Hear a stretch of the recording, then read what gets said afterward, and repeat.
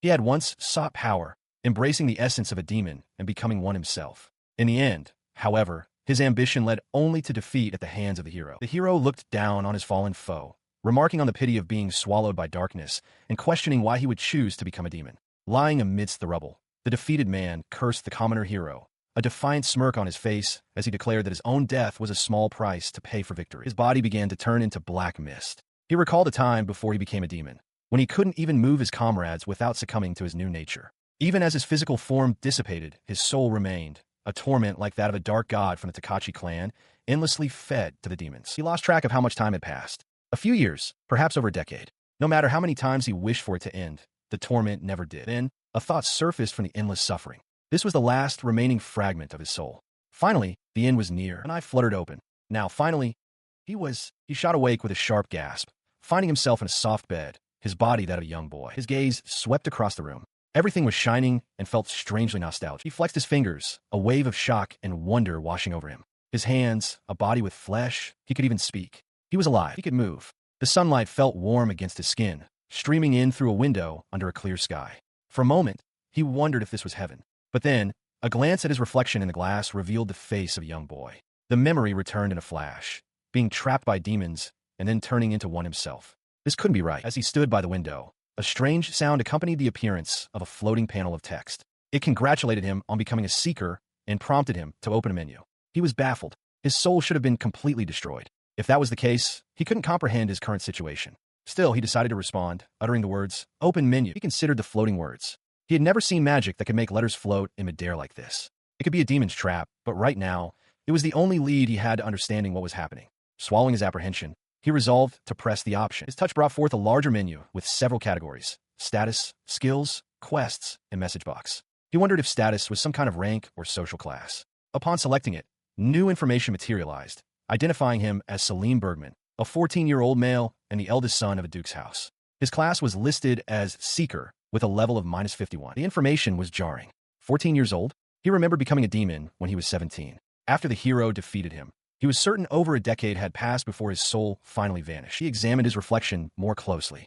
A lean body, silver blonde hair. He recalled his mother praising that very hair color when he was a child. But by the time he turned 17 and became a demon, it had grown rough and dull, losing all its shine. None of this made any sense. Turning back to the strange interface, he decided to check the other tabs. He tapped on skills, but the panel simply displayed the words, "No skills." He stood in the middle of the room, utterly baffled by what a seeker level could possibly mean. No skills? The thought was infuriating. He used to have a decent talent in magic, even if he couldn't defeat his foes. A new message then appeared, welcoming him. It defined a seeker as one who trains in pursuit of the righteous path, raising their level by doing good deeds and accumulating virtue. The irony was bitter. He was supposed to train his heart to resist demonic temptations all over again. A main quest initiated. To resist the temptations of demons, he must reach Seeker level 30. He thought his status was around level 50, but a closer look revealed the horrifying truth. It was -51. The idea that he had returned to the past seemed ridiculous, but the alternative was terrifying. If this was the past, then once he turned 17, he would fall to temptation and become a demon again. To prevent this, he would have to raise his level by 81. His memories flooded back, revealing the reason he had sought such power. All he ever wanted was to make them pay. He knew becoming a fiend was a betrayal of humanity, but it was the only way he could finally beat them.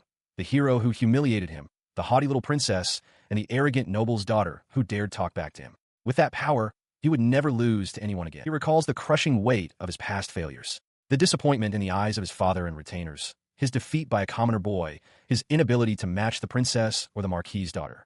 He remembers thinking how pitiful and worthless he was. It was from this faint crack in his heart that the demon's temptation began its insidious twist. The memory clarifies, recalling a voice warning that once the demonic influence takes hold, it's over. All human reasoning and emotion are stolen and twisted. As this thought surfaces, the arrogant noble's daughter unleashes an ice bullet spell, demanding to know what he has become. Her spell strikes him, but he barely flinches. He observes the princess, once hailed as a prodigy, now groveling on the ground before him. He remarks on her impressive regeneration, noting that even such a wound couldn't kill her. With cold detachment, he concludes that he will just have to take her head. Before he can deliver the final blow, the commoner hero arrives, calling him an orphan with no manners. Salim's demonic eyes fix upon the newcomer, his mind screaming with despise for the light the hero represents. This, he remembers, is the fate of those who give in to temptation, to be struck down by the hero, his soul fed to the demon again and again. This memory replays in his mind as a young boy. He now understands it was his immense magical power that made his soul so susceptible. Had his heart been stronger, that power might have saved the kingdom. Instead, it became the very cause of its downfall. The system's directive is clear. To resist, he must reach Seeker level 30. He briefly wonders if this new path could change his fate, but dismisses the thought. He clenches his small hand, remembering his core desire. He never wanted to lose himself or ruin the kingdom. He simply wanted power. His gaze hardens with a newfound determination. He turns his attention to the system interface floating before him, pondering how to level up and strengthen his heart. His finger moves towards a list of quests. The interface displays the quest details. A daily quest has started, requiring him to perform a prayer and one good deed to earn experience points. He clasps his hands together to pray, but after a moment, he sighs in frustration. Nothing has happened. He tries again, realizing that he has never truly prayed with sincerity before. With a focused mind, he completes the prayer, and a notification confirms it.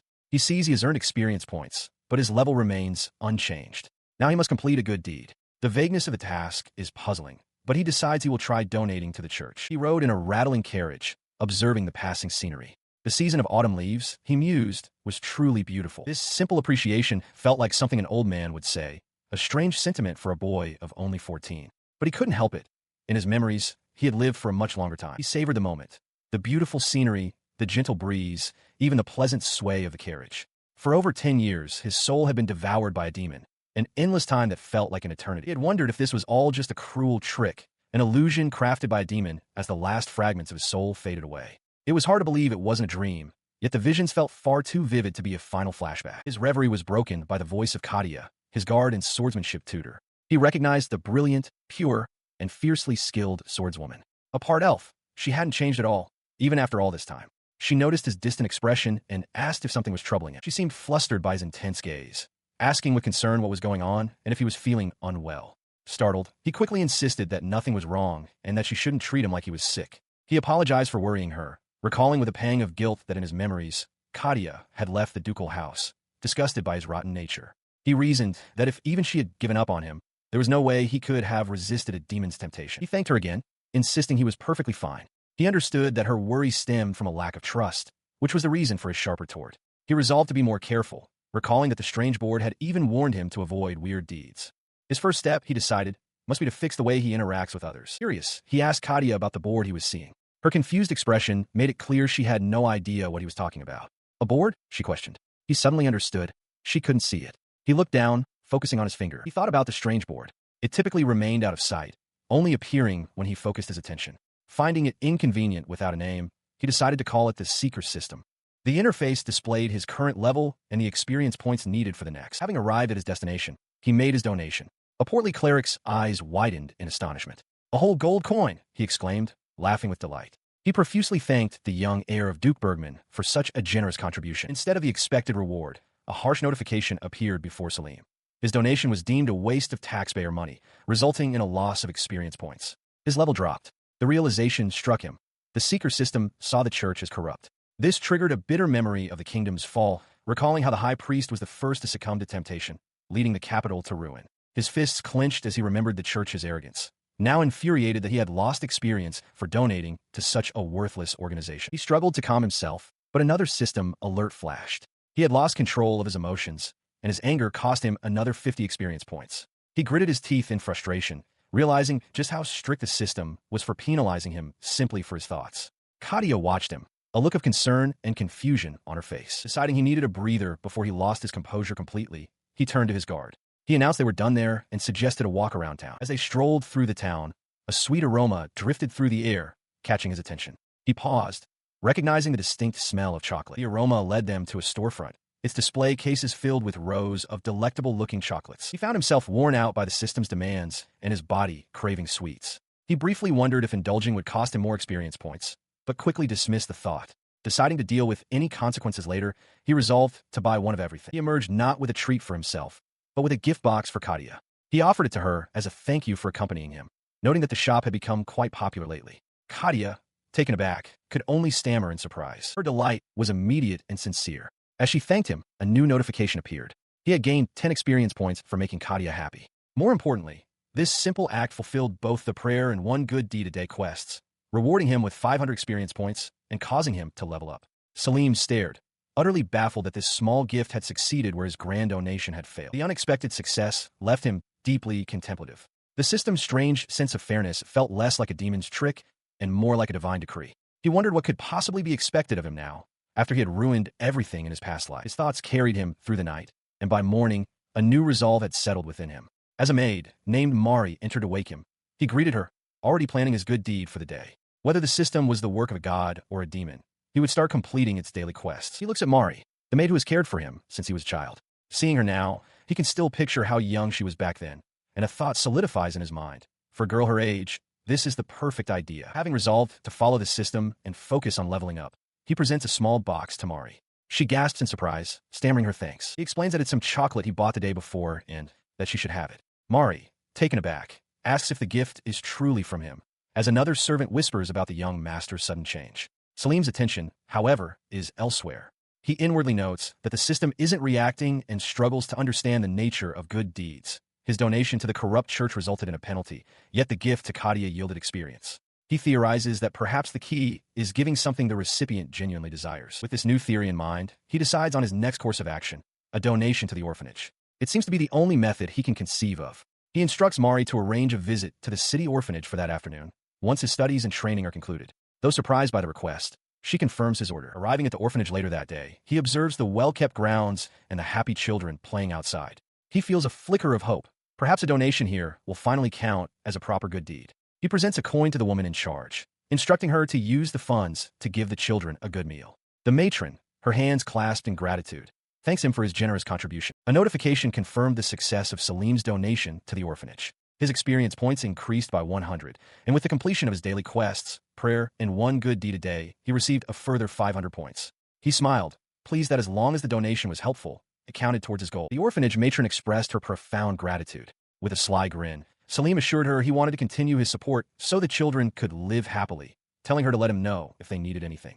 Internally, he celebrated, believing he had found a reliable method for completing his daily good deed. Taking him at his word, the matron mentioned that some of the children were cold and that winter blankets would be a great help. Salim immediately agreed, promising to have them ready by the next day. He considered that donating to the various welfare facilities in the domain would allow him to clear his daily quests with ease. His thoughts drifted back to a time when his life became so complicated. A maid, Mari, had announced the arrival of his tutor, while another attendant simultaneously informed him it was time for swordsmanship training and that documents required his confirmation. He felt utterly overworked, burdened by studying, training, and managing household affairs while his parents were away. He remembered his promise to deliver blankets to the orphanage that very day, but realized it would be improper for the Lord's son to arrive so late. Recalling the children were cold, he decided to send a servant instead, assuming the deed would still count. Later, Mari reported that the messenger had returned with a thank you letter from the orphanage. Holding the letter, Salim was perplexed. Despite the blankets being delivered, he had received no quest completion notification. The realization dawned on him. Ordering someone else to perform the good deed did not count. He called out to Mari. With a sharp, calculating gaze, he gave her a strange order to break a branch off a nearby tree. Though confused, Mari sighed and prepared to obey her master's command. The system responded instantly, deducting 10 experience points for intentionally harming a plant. Salim was aghast that this counted as his own misdeed. He began to wonder if there was a loophole, a difference between doing something himself and making someone else do it. The moment he considered cheating, the system penalized him again, deducting another 100 points, leaving him utterly stunned. Mari, flustered, apologized and offered to leave, remarking on how warm and cozy the room felt. Salim, seated at a small table, dismissed her gently, telling her he was finished and she could go. She continued with a cheerful laugh, commenting that only the young master could make a room so comfortable. She then mentioned that the servants' waiting room was rather chilly, adding that there should be a heating magic tool available there as well. Salim listened, a new idea beginning to form in his mind. He listens as Mari explains the difference in the heating devices. Unlike the grand heater in the main hall, which is powered by his own vast mana, the one in the servants' waiting room runs on their own limited supply, rendering it far less effective. She confirms that while the maids meet the qualifications to have some mana, it is hundreds of times less than a noble's, leaving barely any for heating after their work duties. In their own quarters, they use wood fireplaces, but that isn't an option in the main mansion. The revelation strikes him. He had always assumed magic tools made everything convenient, never considering the servants' own mana reserves. He decides he must see the break room's heater for himself. Without another word, he strides toward the servants' area, leaving Mari and another maid staring in astonishment, calling out his title in surprise. Upon entering the room, he finds it just as described. A maid shivers despite the heater, asking why he is there when he should be resting. He observes that the device is receiving very little mana, barely better than nothing. Ignoring her question, He closes his eyes and channels his own power into it, declaring that even a break room should be a comfortable environment. The effect is immediate. As warmth floods the room and the adjacent hallway, a notice materializes before him. He has shown kindness, gaining 100 EXP. Both his prayer and good deed a day quests are now complete, granting a 500 EXP reward and causing him to level up to -50. In the doorway, Mari gasps in amazement at the sudden, enveloping warmth. He considers the implications of this act. He must start thinking of others. If he continues to pour magic into the heating device every day, it would not only make the staff happy, but would likely count toward his quest completion as well. Mari, basking in the heat, expresses her pure delight. Her face beams with genuine happiness. She thinks to herself that the system probably isn't so generous, but whatever the case, she resolves that she would do this every night, even without the promise of EXP. Her selfless thought appears to trigger another reward. A new notice informs him. A selfless heart helps you grow. Experience points increased. 300 EXP gain. He is stunned. He lost points for a mere thought before, and now he has gained them the same way. The system's ability to police his very thoughts, he realizes, is its most painful restriction. Unaware, Mari thanks him profusely, exclaiming that he saved her. His shocked silence prompts Mari to ask what is wrong. She observes that he has seemed like a different person since that morning. He can only manage a strained noise in response, admitting to himself that he is well aware of the change. Her words trigger a memory. He reflects on his life at that time. It is late autumn, he is 14 years old, and he is due to enter the Royal Academy next year. He recalls how, stressed and buried in studies for the entrance exam, he would frequently yell at the servants whenever the slightest thing displeased him. He quickly tries to manage the situation, internally pleading with the system not to subtract points for his outburst. He explains to Mari that while yelling isn't right, he's trying to mature because he will be going to the royal capital next year, a goal she finds admirable. His explanation prompts Mari to ponder what good deed she might do, musing that she could pick up trash around town. Salim, finding the idea novel, enthusiastically declares he'll try it too, much to Mari's shock. She flails, insisting that she meant for herself to do it, not the young master. The thought horrifies him. He realizes that if anyone believed he encouraged the heir of a ducal house to perform such a menial task, he would be cast out. The pressure of maintaining his social standing now complicates his quest to perform a good deed a day. His mind drifts to the grim future he remembers, and he briefly considers if running away from home would be simpler, allowing him to focus solely on leveling up. He recalls the devastating demon invasion that destroyed not only his family's domain, but the entire kingdom. He remembers the commoner hero who, despite his strength and efforts to rally resistance, was ultimately powerless against the ever-growing swarm. The kingdom fell, becoming a land of monsters. He contemplates an alternative, living in hiding, avoiding the demon's temptations, and ensuring he does not become a demon himself. But he quickly dismisses this selfish notion. He knows that his personal escape would do nothing to stop the demon's invasion, which, fueled by the church's corruption, is destined to spread across the land, just as he remembers. Returning to the present, he resolves to find a way to prevent the kingdom's fall while retaining his influential position. He turns to Mari, asking for her ideas on a good deed a day he could perform. He rejects monster hunting, explaining that the system would deduct points even for breaking a plant's branch, and notes that he has already made a donation. Mari struggles to think of anything, her face a mask of concentration. Suddenly, a system notification informs Salim that he has lost 50 experience points for frightening a woman. Shocked, he watches as Mari apologizes for being unhelpful. A wave of guilt washes over him as he realizes how cruel he must have been in the past for her to be so moved by a simple apology. Mari, meanwhile, is simply overjoyed by how kind her young master has become. Later, Salim consults with an older, scholarly woman, explaining his goal of performing a daily good deed to foster mental growth before entering the academy. The woman understands and suggests a novel idea, creating magical tools for the impoverished. She laments that such development is often neglected for lack of profit, but she firmly believes it's where research should focus. She explains that her field of enchantment magic involves crafting tools by inscribing them with special formulas, a revelation that stuns Salim. She smiles, asking what he thinks, and adding that designing tools from the perspective of others would be excellent training. Salim contemplates the proposal, but the thought of inventing something new every single day seems overwhelming. The woman notes his hesitation, remarking that it's a shame. He agrees that the idea sounds interesting as a study and decides to give it some thought, a smile on his face as he writes. His tutor watches him, a stack of books in her arms. An idea strikes him, and he turns to Mari, asking her about the magic tools used for heating. She explains that even at the castle, the servants in their quarters rely on simple firewood for warmth, as only those with a certain magical aptitude are hired as staff. In a remarkably short time, he presents his creation to his tutor. She is astounded, holding the blueprint for a magic circle. She explains its function. When placed beneath a fireplace, it absorbs ambient mana, making firewood last significantly longer without consuming any of the user's own magic. The tutor marvels at the beautifully efficient formula, realizing he cleverly repurposed an existing magical heating formula to achieve this. Her praise continues as she calls his talent truly remarkable. She suggests that if he were to become a specialist in enchantment magic, he could vastly improve the lives of many. However, Salim internally reflects on the expectations placed upon nobles like him, whose immense magic power is meant for fighting magical beasts,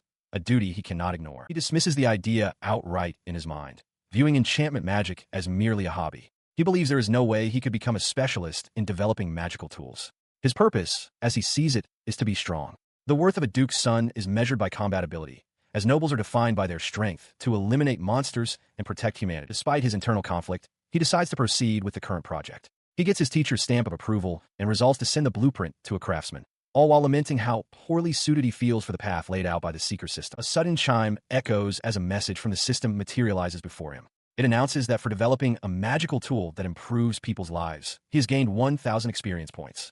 Furthermore, by completing the daily quest for prayer and a good deed, he has received an additional 500 bonus points, causing him to level up. He stares in shock, exclaiming how his experience points jumped all at once. This unexpected reward solidifies his resolve. He acknowledges that the road ahead will be difficult, but he is determined to make it through. By completing quests and leveling up as guided by the seeker system, he will overcome the temptations of demons, avoid the tragic future he remembers, and forge a path toward a happy ending. Waking in his own bed, Salim Bergman wipes a tear from his eye. It has been 6 days since he returned to the past, and the reality of his second chance is still overwhelming. He remembers the horrific end of his previous life. After his body vanished, his soul was endlessly devoured by demons. For a decade, he could only watch as his kingdom fell to ruin. A memory burned into his mind despite his soul being broken to fragments. Sitting up, he contemplates the baffling situation. He concludes it must be related to the mysterious seeker system he now possesses. A status appears before him, identifying him as Salim Bergman, 14 years old, at Seeker level 48. He still doesn't fully understand it, but he knows it is a system that demands he strengthen his heart and resist the temptations of demons. Upon completing his daily prayer, he reflects on his purpose. This system is the only clue he has to avoid the terrible future where he became a demon and the kingdom was destroyed. To level up, he must strengthen his heart and perform one good deed a day. He recalls his experiments. Donating to the church resulted in a subtraction. A gift for the maid was ineffective, but a donation to the orphanage was positively received. For now, he has no choice but to follow this path. And so, for several days, he continued his donations to the orphanage. Now dressed in a more formal coat, he places another coin on the counter as the elf swordswoman, Katia, watches from behind. He soon discovered a complication. Once the orphanage had sufficient operational funds, his gold donation stopped being counted. He realized that overdoing it wasn't rewarded. He had to give only what was needed. However, when he tried donating hearth-use magical tools he had developed, the system counted it as a success. His routine is interrupted when Katia approaches him with a formal notice. She addresses him as Salim Sama, informing him that his practical training begins today with a monster-slaying expedition. She will serve as his supervisor and coachman for the journey. From a high vantage point, he looks down upon the courtyard where a group of young nobles, his fellow trainees, have assembled. With Katia at his side, he considers that he should look for villagers in trouble during the expedition. Down in the courtyard, the trainees step forward and greet him with a cheerful, "Good morning, Salim Sama." He returns the greeting and instructs them all to do their best in the day's training, reminding them to train hard so they can all pass next year's academy entrance exam together. As they prepare to depart, one of the trainees, a spiky-haired youth, complains to his companion, Gilbert. He questions why their targets are just goblins, wishing for a more serious fight. Gilbert sighs, patiently explaining that the expedition isn't merely about defeating monsters. The entire process, nobles of their age going on an expedition and returning successfully, is a crucial part of their training. He is warned by the spiky-haired youth, Valerie, not to take the upcoming academy entrance exam lightly, reminding him that they will all be classmates once enrolled. Salim, listening nearby, remarks that it is an honor to be in the same year as him. Valerie explains that the exam acceptance rate is expected to be extremely competitive next year, as many nobles are adjusting their enrollment to coincide with the princesses. Salim reflects on this, confirming to himself that he is indeed enrolling in the same year as the crown princess. He recalls that the academy has a flexible age requirement for entry, which has prompted many to enroll specifically to be in the same grade as her, a princess whose combat prowess is said to rival that of the first king. The discussion continues, with Valerie declaring that they must strive for excellence in both academics and martial arts due to the fierce competition. While Valerie seems anxious about the martial arts exam, Gilbert Benson, the son of a viscount, expresses his concern over the written portion. As their wagon rattles along, Salim internally assesses his companions. He considers Gilbert and Valerie the most promising candidates for his inner circle, but his memories of the future remind him of the trials ahead. In that timeline, after entering the academy, he was outclassed in combat by a commoner who would become a hero and overshadowed in leadership by Marquis's daughter. He recalls the bitter feeling of sensing his retainer's exasperated sighs behind his back,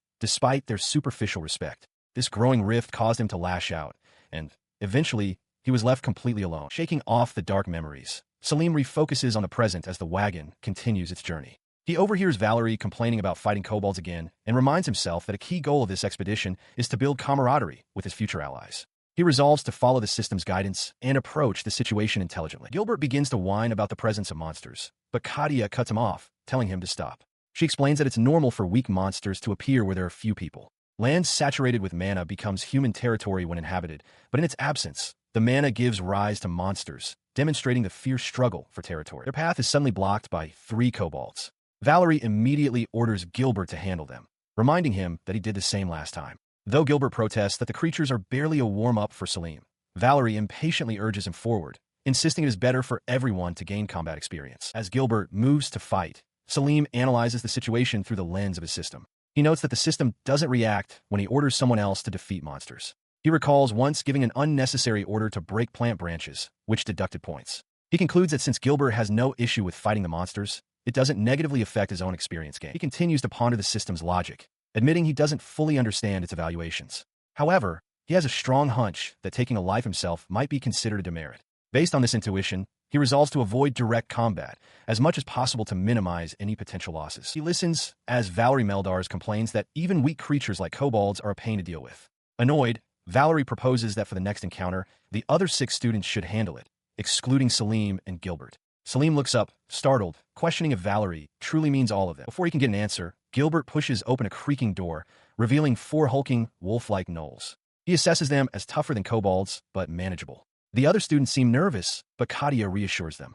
Gilbert steps forward, conjuring a glowing shield and telling everyone to stay calm and fight, as he will watch over them. The battle erupts. Gilbert holds the front line against a snarling gnoll, his expression a mask of intense concentration as the other students engage in the chaotic fray behind him. After the fight, Valerie approaches Salim, thanking him for his kindness in providing support, a gesture he admits he failed to offer. Salim internally confirms his hypothesis. Using support magic to help others defeat monsters doesn't seem to trigger any negative reaction from his system. With this understanding, he addresses the group, concluding that his next course of action must be to test what happens when he engages in combat directly. Later, the party arrives at a village. An older woman greets them, introducing herself as the village chief and expressing how honored she is by Lord Bergman's personal visit. Salim politely replies that he will be in her care during their stay. Inside, the chief explains the dire situation to Salim and Katia. She indicates a man in armor, the village's only knight, who usually handles monsters with the villagers. Recently, however, goblin sightings have increased, and they've discovered a settlement to the west led by a hobgoblin with multiple magic users.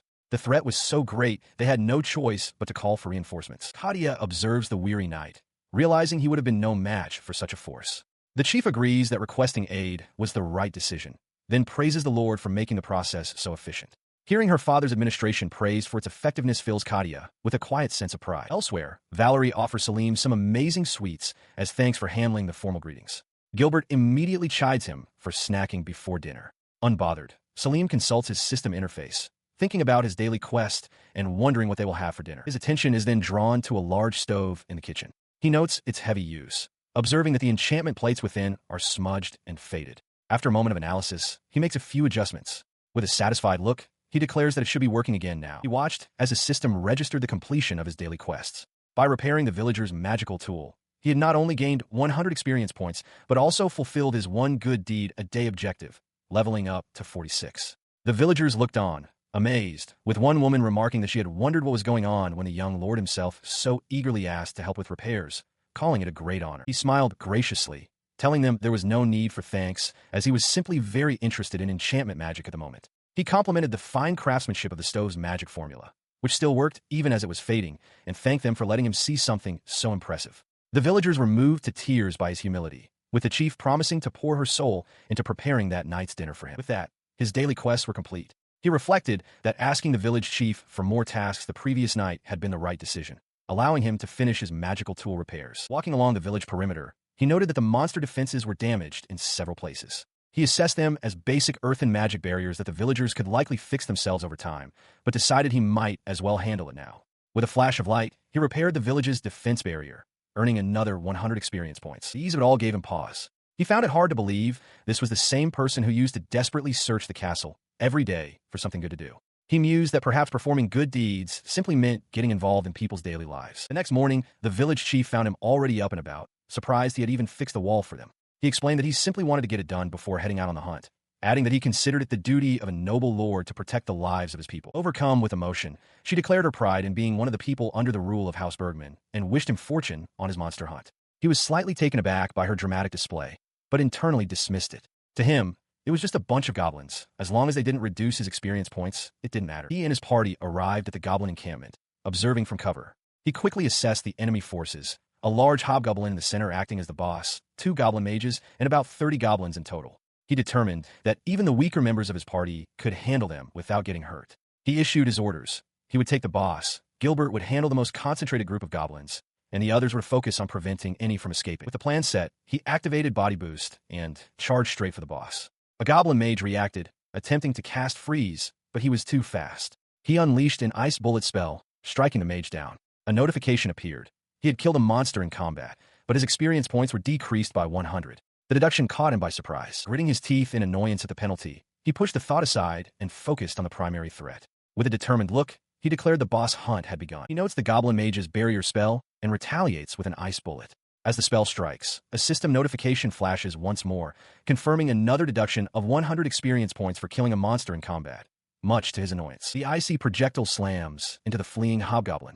He shouts that its back is exposed, but his victory is soured by a new system message. His experience points have now decreased by a staggering 1,000. He stares in disbelief at the penalty. 1,000 points? He realizes the in-combat status must have disappeared when the monster turned to flee, causing the penalty to increase tenfold. He wonders if this is the price for finishing off those who ran away. Pushing the thought aside, he turns to his comrades, praising their good work. As the remaining goblins attempt to scatter, he swiftly casts Freeze, encasing the area in ice and halting their escape. His party surges forward with renewed vigor. Valerie Meldar shouts for the others to press the attack, reminding them that Salim has left them prey. Katia, however, observes him thoughtfully. She comments that while his spellcasting speed is a remarkable talent, he should make more use of the swordsmanship she has been teaching him. He internally acknowledges that he is consciously avoiding magic. He knows he could end the fight instantly, but the massive experience deduction makes it impossible. He reflects that his current casting speed and the number of spells he can unleash already surpass even the hero from his future memories. His deliberate inaction prompts Katia to ask if he's focusing on training his subordinates. Seeing an opportunity, Salim agrees, deciding that framing it this way allows him to avoid killing monsters directly. He declares that from now on, he will watch and support from the rear. Katia is impressed, praising his foresight. Putting his new strategy into motion, he gestures to the battlefield and encourages his party, shouting for them to show him they can take down the remaining foes. After the battle, he addresses his victorious subordinates. He commends their improved movements and expresses his hope that they will continue to support him next year in the royal capital. They respond with a unified, enthusiastic cheer, pledging their loyalty. He looks upon their faces, however, and is taken aback by their fierce, almost manic excitement. Having barely lifted a finger himself, he is bewildered by their intensity and wonders if they are all secretly battle junkies. He explained to the orphanage matron that his recent experience point deduction revealed a core tenet of his Seeker class. Slaying monsters, even those that harm humans, goes against its philosophy. As long as he continues leveling as a Seeker, he can no longer take pride in his martial strength. Contemplating this, he decided it was better not to get too frustrated. The system's judgment, which assigns experience for good and evil deeds based on its own values, was something he simply had to accept as it is. Later, while he was in his room considering his packed study schedule for the pre-enrollment period, his maid Mari burst in with exciting news.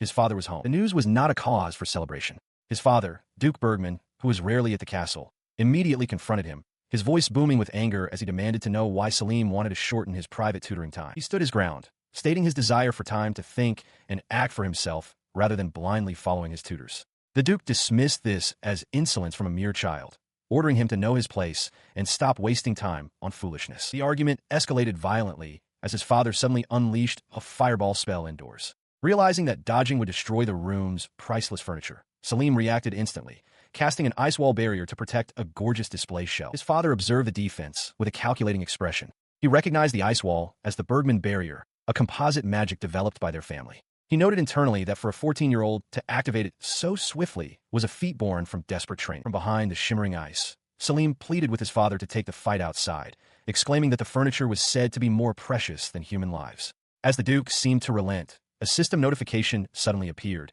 penalizing Salim 100 experience points for not taking life lightly. He clenched his fist in frustration, muttering that it was just a turn of phrase.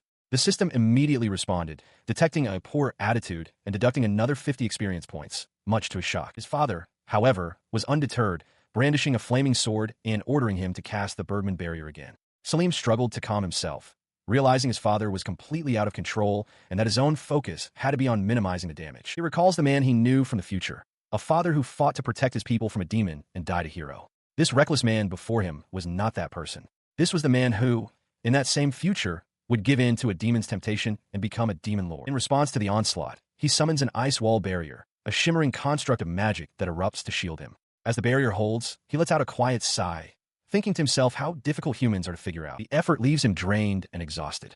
He realizes that even with his advanced knowledge, his current 14-year-old body lacks the mana to maintain such a powerful spell. Across the cracking ice, his father's voice rings out, admitting that Salim has clearly thought his defense through. His father then erupts into a booming laugh, impressed that Salim even managed to protect the documents on a nearby table. He declares that Salim has his mother Erica's looks and personality, and that the only thing he inherited from his father is his voice. He forces a weak laugh in agreement. Internally, he sighs, concluding that his father is the type who can only be convinced by brute force. With the confrontation over, he feels a wave of relief. He has finally secured some time to level up. He plans to head to town the next day to interact with people, thankful that his strict mother is away. On a secret visit to the city, Salim Bergman walks through a bustling street, confident in his disguise. Dressed in what he considers plain clothes and without his usual escorts, he believes his appearance as a commoner is flawless. He lets out a quiet sigh of relief, congratulating himself on the success of his stealth mission. To ensure his absence went unnoticed, he had instructed maid Mari not to let anyone enter his room. A sudden chime interrupts his thoughts. A notification from the system appears before him, reminding him of his daily quest, one good deed a day. To complete it, he must interact with the townspeople. He reflects on the absurdity of the situation. As the heir to a duke's house, his actions are normally restricted. This new life is a stark contrast to his previous one, where at 17 he became a demon lord, only to be defeated by the hero. Just as his soul was about to vanish, a mysterious system appeared, commanding him to avoid evil and strengthen his heart to overcome demonic temptations.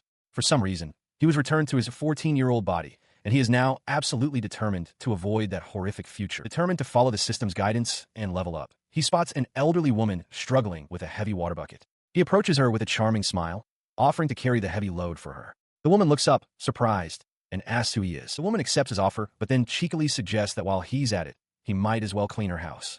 Salim is momentarily stunned by the request. At the same time, a notification confirms his one good deed a day quest is complete, rewarding him with 500 experience points. He realizes with a splash of water from the bucket that interacting with commoners is indeed the key. She then hands him a feather duster, asking him what it is. Seeing his blank expression, she expresses disbelief that he doesn't know what a duster is, wondering aloud what kind of life he's led before dismissing the thought. He takes the object and examines it, deducing its purpose. He confirms with the woman that the cloth part is used to gently dust things off, and she affirms his understanding. With this new understanding, he immediately begins to dust, but with such excessive force that he sends a massive cloud of dust billowing through the room. The resulting cloud of dust causes the woman to cough and sputter. She scolds him, reminding him she's said to be gentle and pointing out the dust buildup in the high places he can't reach. Seeing the high shelves, Salim decides he will borrow a nearby desk to gain some height. Instead of climbing on the desk, however, he begins to meticulously dust the surface of the desk itself. The woman watches him, completely bewildered, and asks what he is possibly doing. He presents his magical creation with a flourish, declaring the task complete.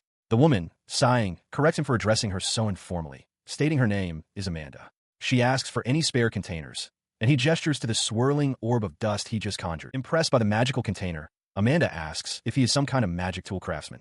He casually replies that it's just a hobby. Unconcerned with his skills, she declares that he is coming with her. She leads him to a nearby establishment, throwing the door open and calling for someone named Johann. An older man with a mustache greets Granny Amanda warmly, his eyes immediately drawn to the handsome young man she has in tow. Ignoring the shopkeeper's curiosity, Amanda points decisively at an old, rusty box. She commands Salim to fix it, leaving him to stare at the dilapidated object in confusion. Despite his initial hesitation, he inspects the device. He admits to not knowing much about its internal parts, but observes that the magical inscription seems to have merely faded. A plan forms in his mind: gather, vibrate, and amplify mana.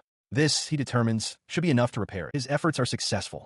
The device whirs back to life, and Amanda erupts in a cheer. The shopkeeper, Johann, is astonished, thanking Salim and explaining its age made repairs difficult.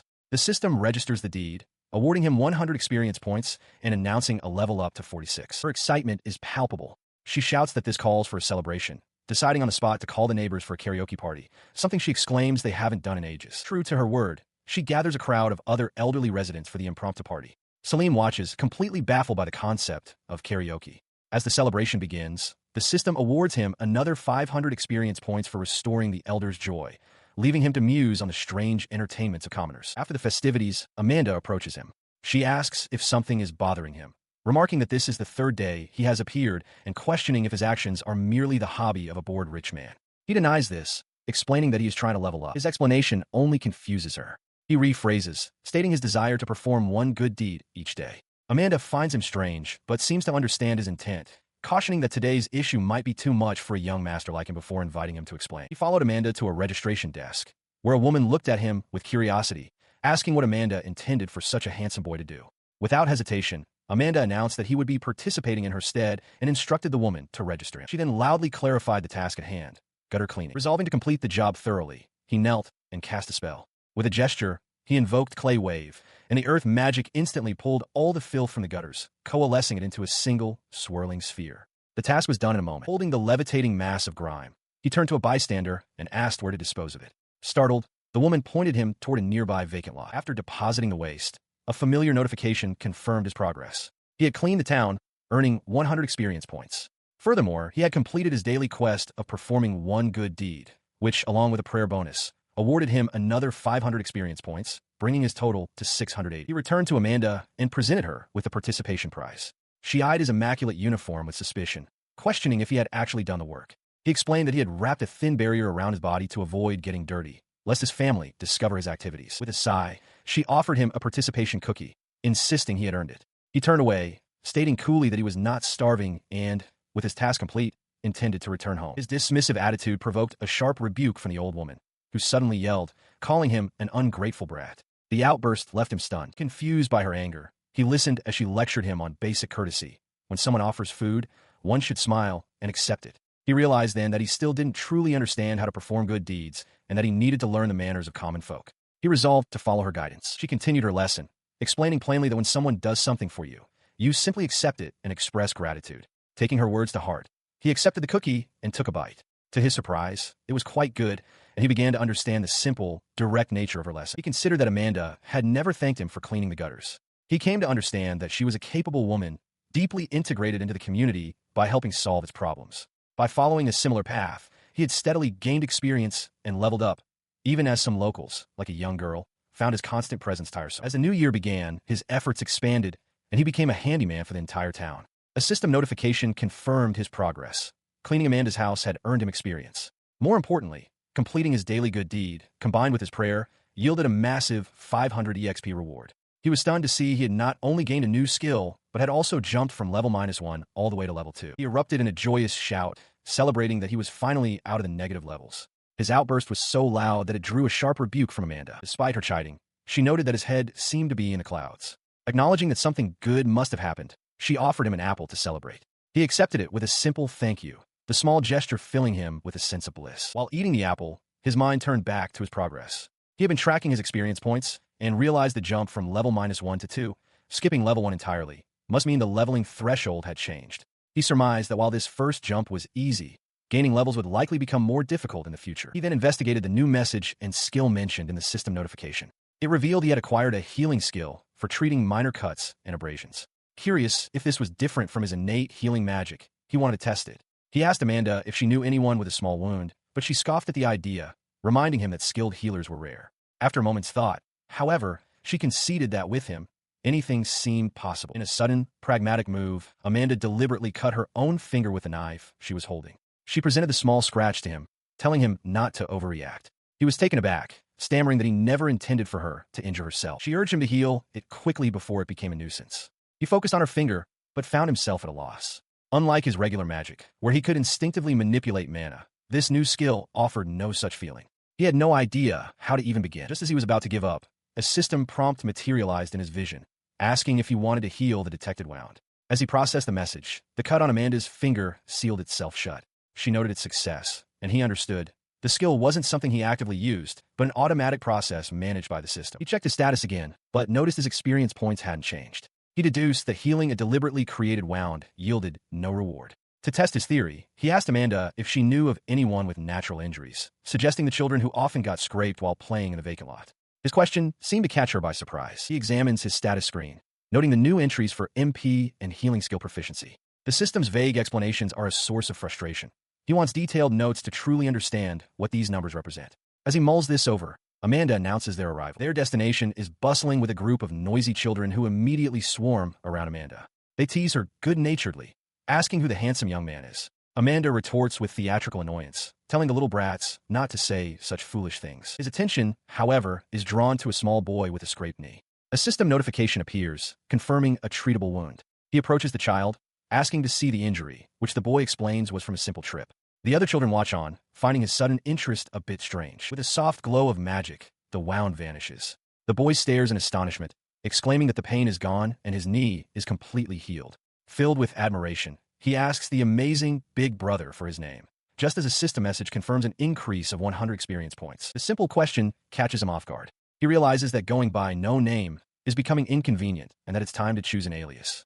Amanda observes this, noting that in the 2 months she's known him, she never asked his name and he never offered it. She advises that if he wants people to ask, he must be the one to speak up first. After a moment of consideration, he brightly declares his chosen name.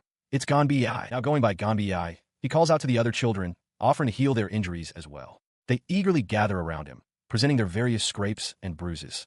With each successful treatment, system notifications appear, granting him 100 experience points apiece and rapidly raising his level to 4. His efforts are rewarded. His status now reflects his progress. Seeker level 4, with a significant increase in MP and a healing skill proficiency of 97. Later that night, resting in bed, he reflects on the day's events. He finally understands that by treating the children, he unlocked the ability to use skills. He deduces that MP is simply a numerical value for his magical power, and the system automatically draws upon this power for skills, much like his innate magic. But this new understanding brings more questions. He wonders if the MP value represents his total magical capacity. Without any point of comparison, he has no way of knowing if his power is vast or meager. He considered the implications of what he'd just done. While healing others was a special skill, its magical efficiency was abysmal. Treating the minor wounds of just 10 people had drained his MP significantly, a cost that would have been negligible if the wounds were his own. As he lay in bed that night, the full weight of the calculation struck him. His eyes shot open.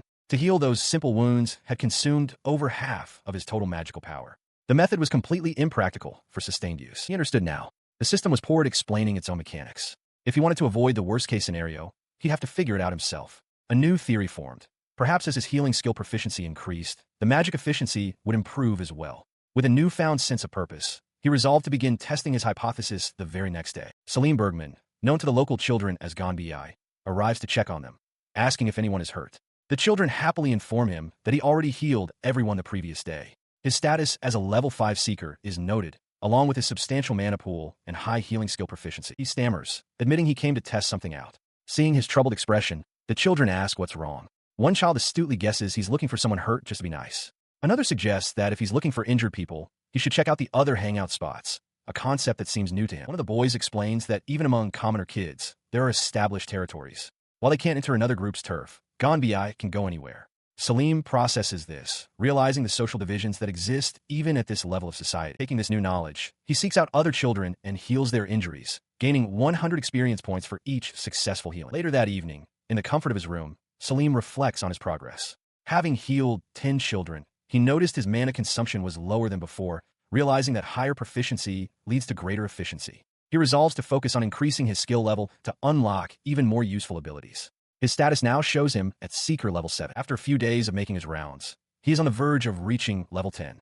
He thinks that as long as he continues visiting the usual spots, his proficiency will improve smoothly. As he heals another child, a hooded figure approaches from behind, calling out to him as the one. The figures are from the church. One of the women confronts him, declaring that healing magic is a sacred art handled exclusively by them. She notes he is not one of them. Another woman offers him a special baptism and a proper place within the church. The nearby children mutter that the church only helps the rich. His response is immediate and firm. I refuse. His expression hardens as he internally scoffs at the idea of accepting anything from an organization that deducts experience points for donations.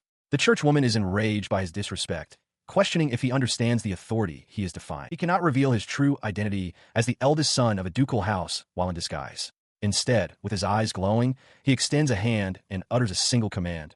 Be gone. A powerful surge of magic erupts from him, blasting the church members away. The display of power leaves the children in awe, exclaiming how awesome and satisfying it was. Salim, however, catches his breath, a flicker of concern on his face as he wonders if he frightened them by resorting to such magic. The next day, he let out a sigh of relief, surrounded once more by the children he had protected. His moment of peace was short-lived. Cloaked figures cornered him, their intent clear. He recognized them as church agents, drawn by a stunt the day before, and they demanded he come with them quietly. He refused to be intimidated. Realizing they had cornered him in a back alley to avoid witnesses, he understood they wouldn't spread his identity. With a swift motion, he erected a massive ice wall barrier, blocking their path. The agents recoiled in shock as he questioned if they could take responsibility for what might happen to him, a member of the Bergman house. The mention of his family name was enough. The agents, recognizing the name, cursed their luck and fled. He watched them go, relieved that a simple threat had worked. He mused that fighting them might have resulted in a system-based deduction of experience points, noting the church's obsession with controlling all healing mages. With the immediate threat gone, he returned to his work. After healing another child's injury, a notification appeared. He had gained 100 experience points, leveled up to 10, and acquired a new skill. A young girl thanked him as he celebrated his progress, deciding to investigate the new skill later. Later, in the privacy of his room, he examined the new ability, Stamina Support Skill. It allowed him to restore stamina to those weakened by illness, but couldn't cure the illness itself. He found it a tricky skill to use well, but resolved to follow the system's guidance to level up and strengthen his mind, determined to avoid the worst future he remembered. His new skill soon found a potential use. The elderly woman, Amanda, excitedly asked if he could truly heal people. When he clarified that he could only help them regain stamina, she acknowledged that stamina was still important and asked if he knew anyone who was better at it. She immediately led him to a nearby shop, barging in and apologizing to the shopkeeper, Johann. Amanda pointed at Salim, identifying him as the one who fixed her magical tool, and asked Johann if his granddaughter was in the back room, much to the shopkeeper's surprise. Johann led them to the back. Amanda explained that her granddaughter, Zafi, had been bedridden for days. From the bed, a weak voice apologized, saying she was too tired to even sit up. As Salim approached, a system prompt appeared, confirming that stamina recovery was possible and asking if he wished to assist. He accepted the prompt without hesitation. A wave of energy flowed into the young woman.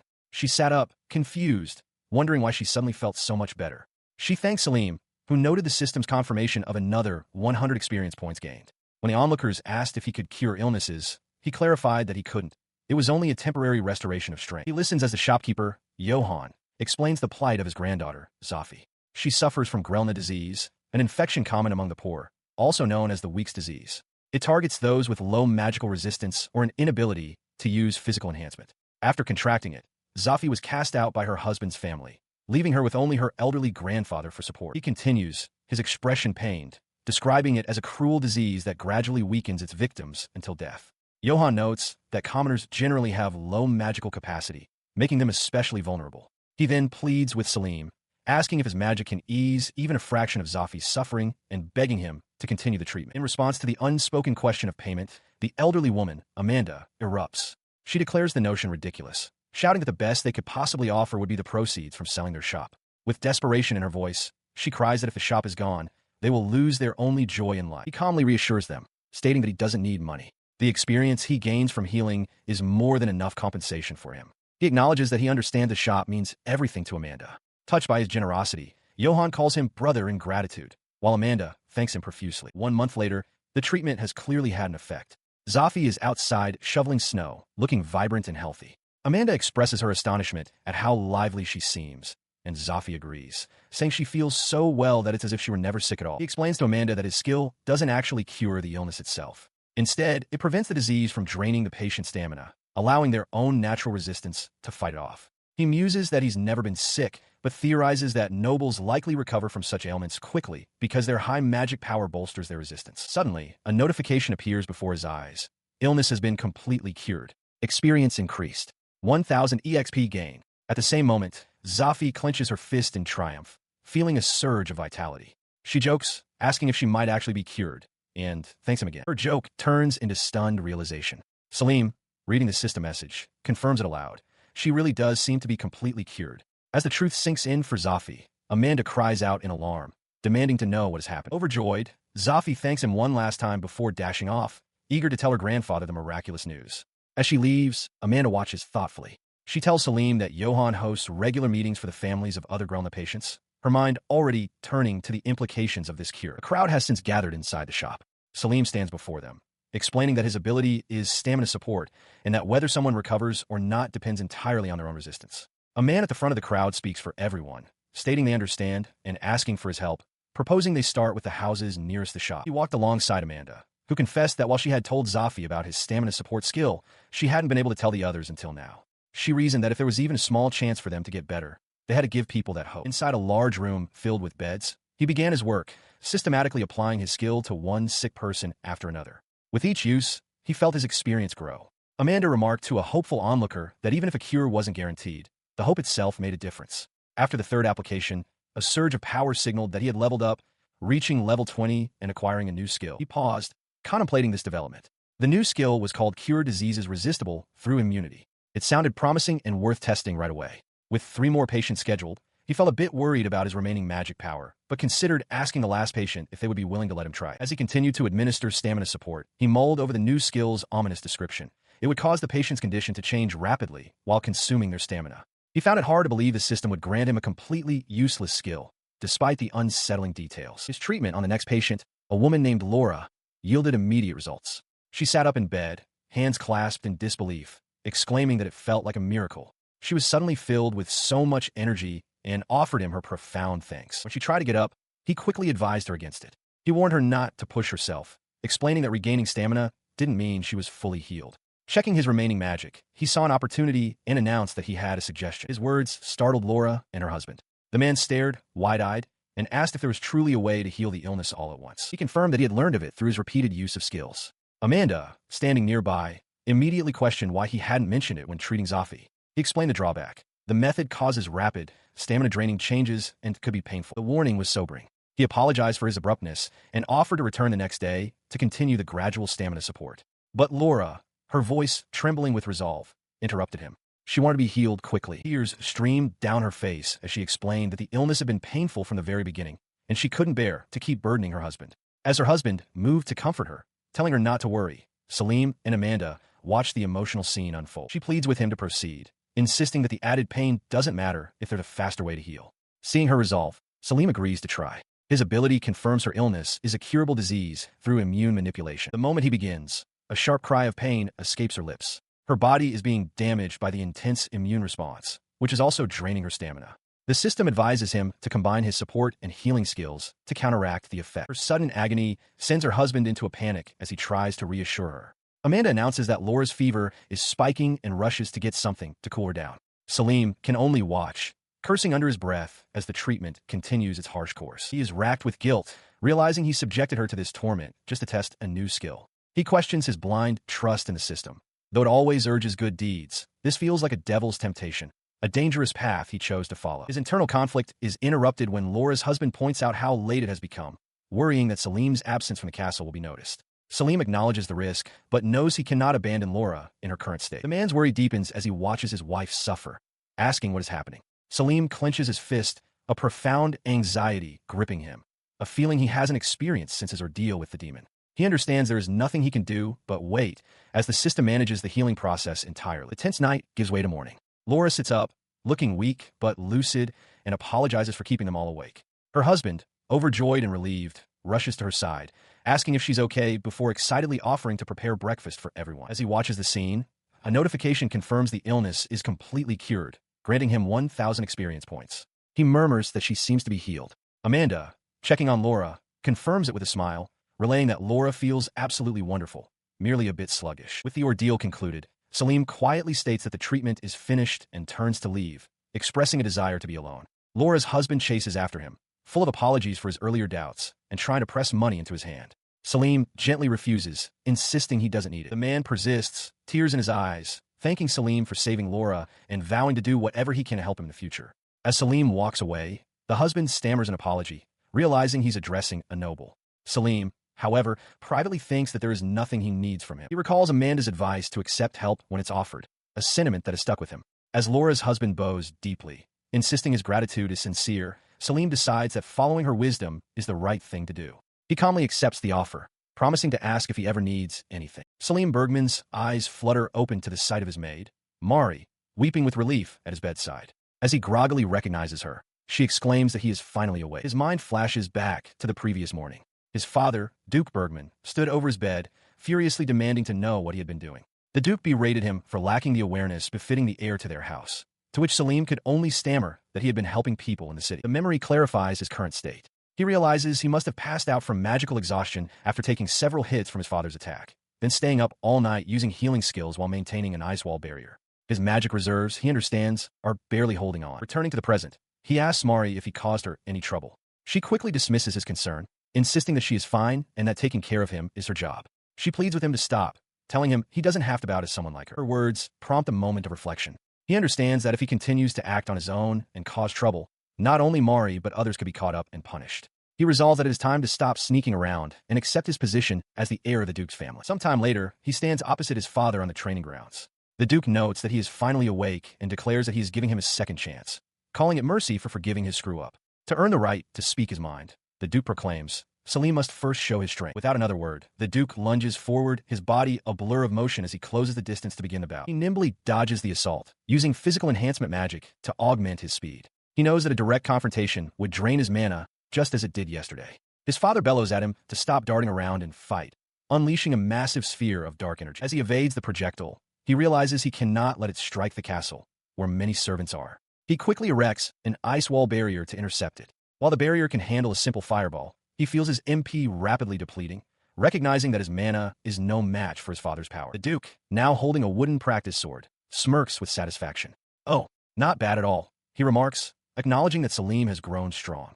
Internally, Selim panics, thinking that one wrong move could have been a disaster and that his father is a terrifying man. He reveals that a few weeks prior, a messenger from the church arrived, stating that Selim possessed a talent for healing magic and that they intended to take him in. The Duke explains that he refused, but they were rude and persistent. Selim is taken aback, questioning why the church would attempt to take the heir of a ducal house. He presses his son, asking if he can truly use healing magic. Selim confirms he can treat minor wounds and illnesses, specifying it's a healing skill, not magic, and that he's grown accustomed to such trouble. His father's expression darkens as he admits he was moments away from unleashing a full-power fireball at his own door, prompting Selim to silently curse the church's audacity. He dismisses healing magic as a useless ability for nobles and accuses Selim of sneaking out to tend to commoners for his own self-satisfaction, labeling it a hypocritical farce. Selim acknowledges the harshness of the words, but concedes that it is likely the prevailing view among the nobility, who have little need for such skills. He counters his father's scorn, explaining his true ambition. While his current skill may not surpass a noble's natural regeneration, he aims to gain enough experience to heal injuries beyond the scope of self-recovery, a feat he believes no mage in the country can currently achieve. His father seems to relent, telling him to do as he pleases and noting his son's newfound confidence. As the Duke turns to leave, Selim reaffirms his resolve as the firstborn of the house. He privately admits it's a bluff, yet realizes that if the system did not register his claim as a lie, then perhaps his goal is truly attainable. With his father's tacit approval, Selim's schedule changes, allowing him to visit the town openly. He sits at his desk, resolved to study medicine and pharmacology from the beginning. The experience of treating Laura taught him that relying on his healing skill without foundational knowledge is far too dangerous. He quickly discovers that finding a teacher is a significant hurdle. Medicine falls under the church's domain, which he cannot join, while pharmacology is the purview of high-ranking nobles with whom he has no connections. His request for a tutor was flatly denied, leaving him sighing in frustration. A realization strikes him. The commoners are the most susceptible to illness. He reasons that he should inquire at the shops they frequent. With newfound purpose, he bursts through the door of an apothecary, shouting for someone named Amanda to teach him pharmacology, causing a commotion inside. The elderly woman, Amanda, is not pleased. She demands to know who sent him, learning it was Johann. She explains that she is long retired and questions why he would seek her tutelage, pointing out that he succeeded in curing the Gerelna disease where she herself had failed. He explains that while his skill can cure diseases, he understands that using it without proper knowledge is dangerous. Amanda acknowledges his reasoning, but warns that pharmacology is a lifelong study, not something learned overnight. Unfazed, Selim insists he will persevere. With a heavy sigh, Amanda relents. She dislikes getting involved, but feels a greater responsibility not to let his power go unchecked by knowledge. She agrees to teach him what she can while he remains in town, much to his ecstatic gratitude. He formally introduces himself as Selim Bergman, the eldest son of Duke Bergman, and apologizes for the deception. Amanda sighs, unsurprised, remarking that his high mana levels had already suggested he was of noble status. She explains to the shocked onlookers that since he introduced himself as Ganbi, they had no choice but to treat him as a commoner. Despite his revelation, he asks Amanda to continue treating him as she has been, as he finds value in observing the lives of commoners. Amanda agrees, but clarifies that for a formal master-apprentice bond in pharmacology, she must address him properly. With that, she officially accepts him as her student. With the formalities settled, Amanda asks where they should begin their lessons, suggesting something related to his healing skill would be useful. Selim concurs, stating his desire to learn how to treat illnesses, believing the logic is similar to mending wounds. Amanda muses that she doesn't know how many sick people there are these days, but Salim resolves to find patience himself. Sometime later, he stands before a group of young men and women in formal attire and armor. Mari informs him that 15 of them have recently passed the entrance exam for the Royal First Magic Academy, bringing his total number of attendants to 22. Among the group, Valerie Meldars fumes with frustration. He points out that their Sarmiento faction, with only 16 members, is losing to the Marquis Louvier's faction, which now boasts 24. He laments the disgraceful outcome of more than half of their own candidates failing the exam. He calmly addresses their concerns, explaining that the Louvier family's territory is known for skilled hunters and that the Marquis's daughter is formidable, so their success is not surprising. He reassures his worried followers, and his kind words instantly lift their spirits. Internally, he reflects that this factionalism began with small cracks that eventually grew large enough for demons to exploit. He continues, declaring that he no longer cares about the size of other noble factions. Turning to Valerie and Gilbert, he reminds them of the new healing ability he has acquired.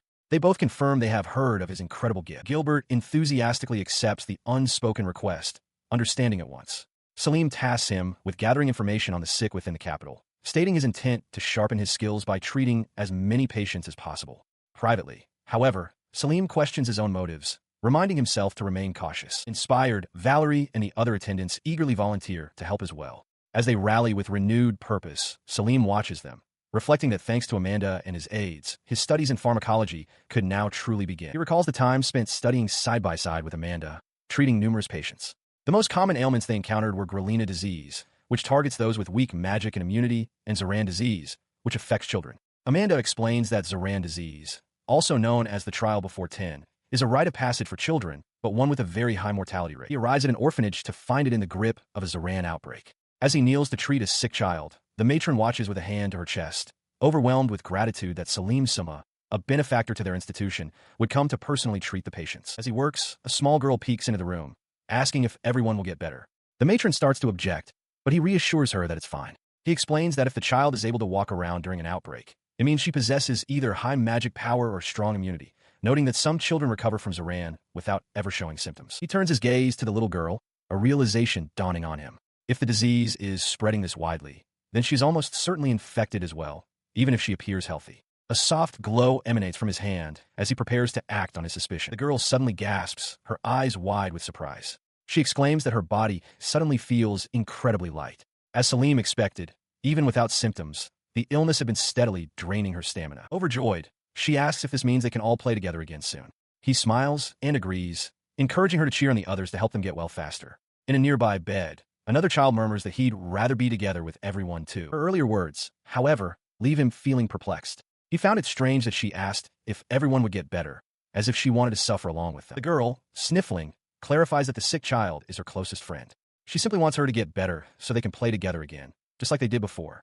Understanding, Salim places a comforting hand on her head. Later, Salim tends to a different patient, a man seated in a chair. He explains that while he has seen all kinds of illnesses, some do not respond to immune manipulation. He has healed the man's skin irritation, but the numbness in his leg remains. The illness is untreatable.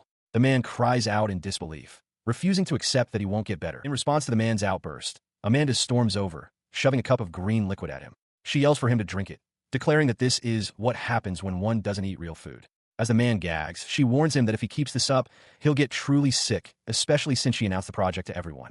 Salim watches, confused, and asks what is going on. She explains that the man had been causing a scene at a tavern, eating nothing but bread rolls for a year just to get attention. An off-balance diet, she lectures, destabilizes the mana in one's body and causes all sorts of problems. The man, surprised, admits he's starting to feel better. Salim sighs, realizing he's just learned something new about the world's strange people and their even stranger illnesses. He is confronted by a frantic woman pleading for help. She explains that her husband ate some monster meat from a suspicious merchant, despite her warnings, and is now gravely ill. Salim observes the man's pained state and agrees to take a look. He stands over the bedridden man, who groans in agony as his wife begs Salim to do something. Salim explains that while some monster meat is edible, other types can cause deadly food poisoning. He turns to Amanda, grimly stating that this illness is untreatable. Amanda, however, takes immediate action. She tells the man that if he's going to die, he's going to die, but first, they must help him regain his strength. She produces a medicine from monster meat poisoning, noting it will only slightly increase his chances of recovery, and administers it to him. As she does, a notification appears in Salim's mind. The illness is now treatable with immune manipulation. He stares in shock, exclaiming aloud that he can now heal the man. Amanda and the wife look at him, startled by his sudden declaration. Later, the fully recovered man and his wife thank Salim profusely. The wife explains that while the monster meat was said to have toxin-neutralizing properties, many still died after taking it, causing widespread doubt. Thanks to Salim's power, they now know the medicine truly does help with detoxification. He laughs it off, waving goodbye to the happy couple. Internally, he reflects on the medicine's active ingredient, realizing he needs to study harder to effectively combine medication with his healing skills. He asks Amanda about the medicine's origin. She explains it's made from the processed poison glands of a frog-type monster, fighting poison with poison. The monster is weak and only found in the Bergman territory, making the medicine expensive elsewhere. Since he's heading to the capital, she offers to teach him how to make it, an offer he gratefully accepts. He reflects that by learning from Amanda, his level has been steadily rising. He playfully tells her she's like a witch from Storybook, a title that seems to fit her. He then quietly wonders to himself who the real magic user is between the two of them. Later, while studying, a series of notifications appear. He has completed a quest by reaching level 30, finishing his beginner level grinding. As a reward, he's acquired the forest bathing skill. A new main quest is issued. Reach level 50 to awaken his holy attribute, which cancels out the dark attribute. He considers his growing list of rare but situational skills. At his current pace, he estimates he'll reach level 50 in about 3 months, but he's unsure how enrolling in the Royal Capital Academy will affect his progress. He resolved that to gain power strong enough to fight demons, he must continue to level up. He stood before the assembled household staff, a bouquet of flowers in his hands. The day of his departure had finally arrived. He thanked Mari for taking such good care of him. With tears in her eyes, she wished the young master well, expressing how fortunate she felt to have served him. He acknowledged that he had relied on her a great deal and apologized, but she insisted it was nothing of the sort. His attention was then caught by a young man named Nagi, who reminded him of a promise from their past. Nagi asked if Salim remembered, and then requested a favor.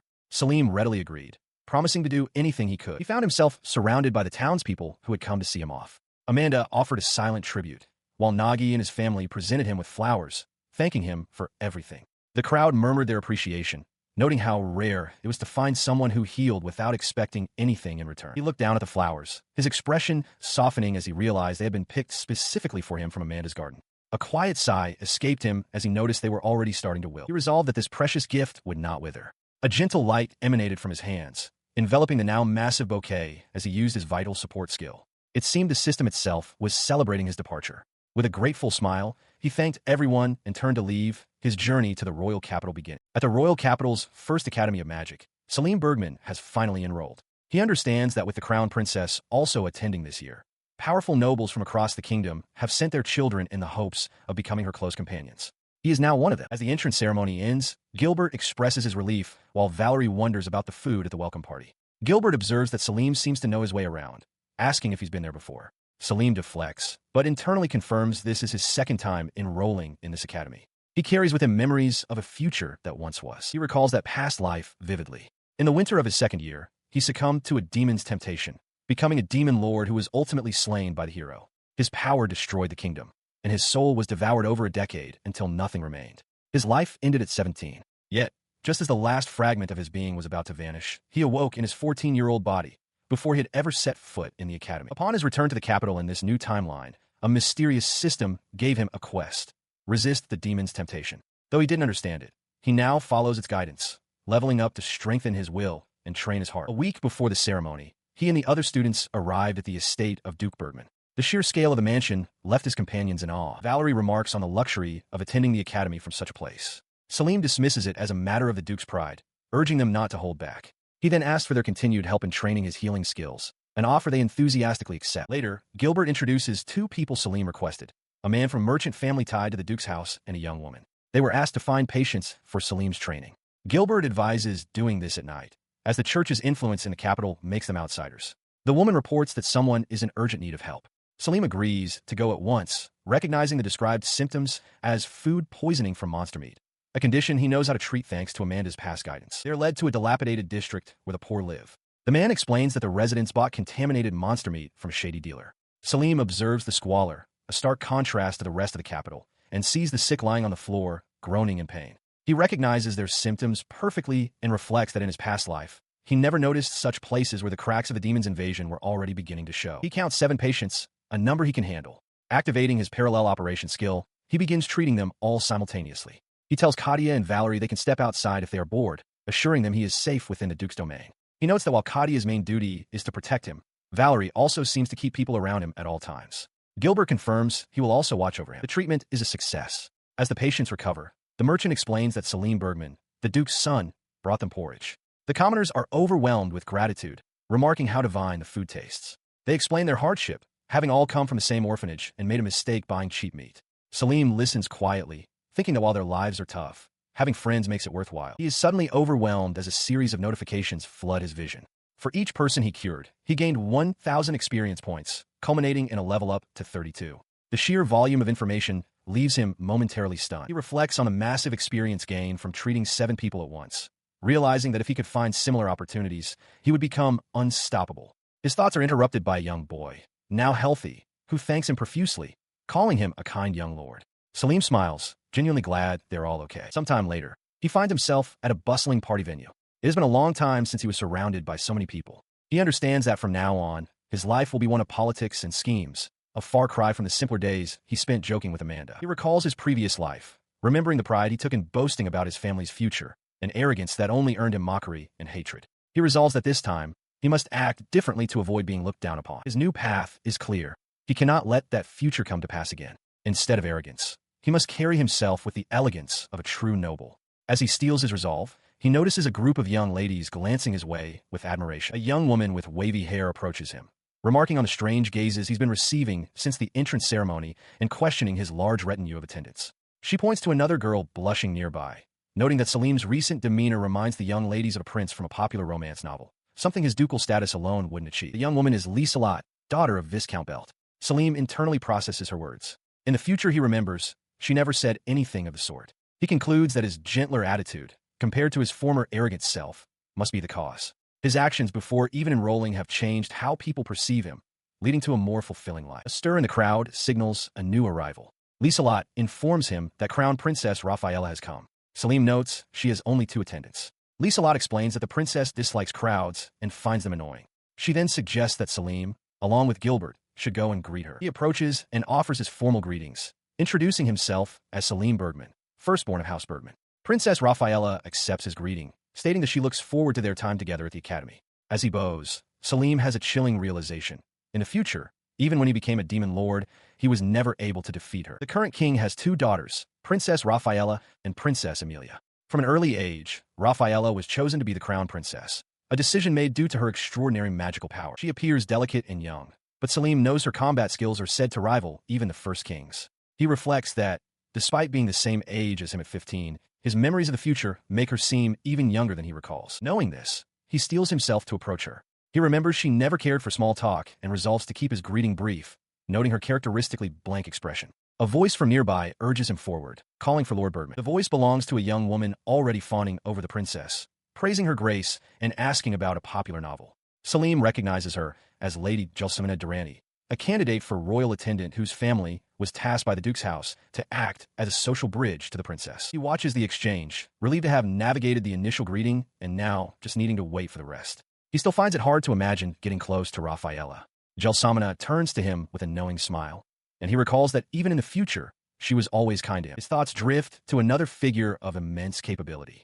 While the princess's strength is overwhelming, she is indifferent to those around her. When it comes to overall ability, including political skill, the daughter of a certain marquis comes to mind. As if summoned by his thoughts, a young woman with long, dark hair approaches with a graceful curtsy. She introduces herself as Nadia Louisver, eldest daughter of Marquis Louisver, and formally greets Prince Salim Bergman. He recognizes her at once, Lady Louisver. He knows the rumors that she is even more capable than the princess. She tells him she looks forward to spending the next 3 years at the academy with him. She agrees, noting that House Louisver has sent 24 students to the academy, even more than his own house. His mind flashes to the future he remembers. After the capital fell to demons, House Louisver resisted to the end, saving countless lives and helping refugees escape. Her command ability was unmatched, and he knows she will be a key figure in the coming war. Her voice brings him back to the present. She informs him that word of his reputation has already reached her marquis. She has heard about the magical tools he developed for poor villagers and his recent use of healing magic for the sick. She looks at him with genuine respect, her hand over her heart. She calls his actions truly admirable and confesses that she wishes she could be like him someday. Salim considered her words, inwardly impressed. He had only recently learned healing magic and used it secretly, yet she had already discovered it. This was a clear demonstration of the Marquis Louisver's formidable intelligence network.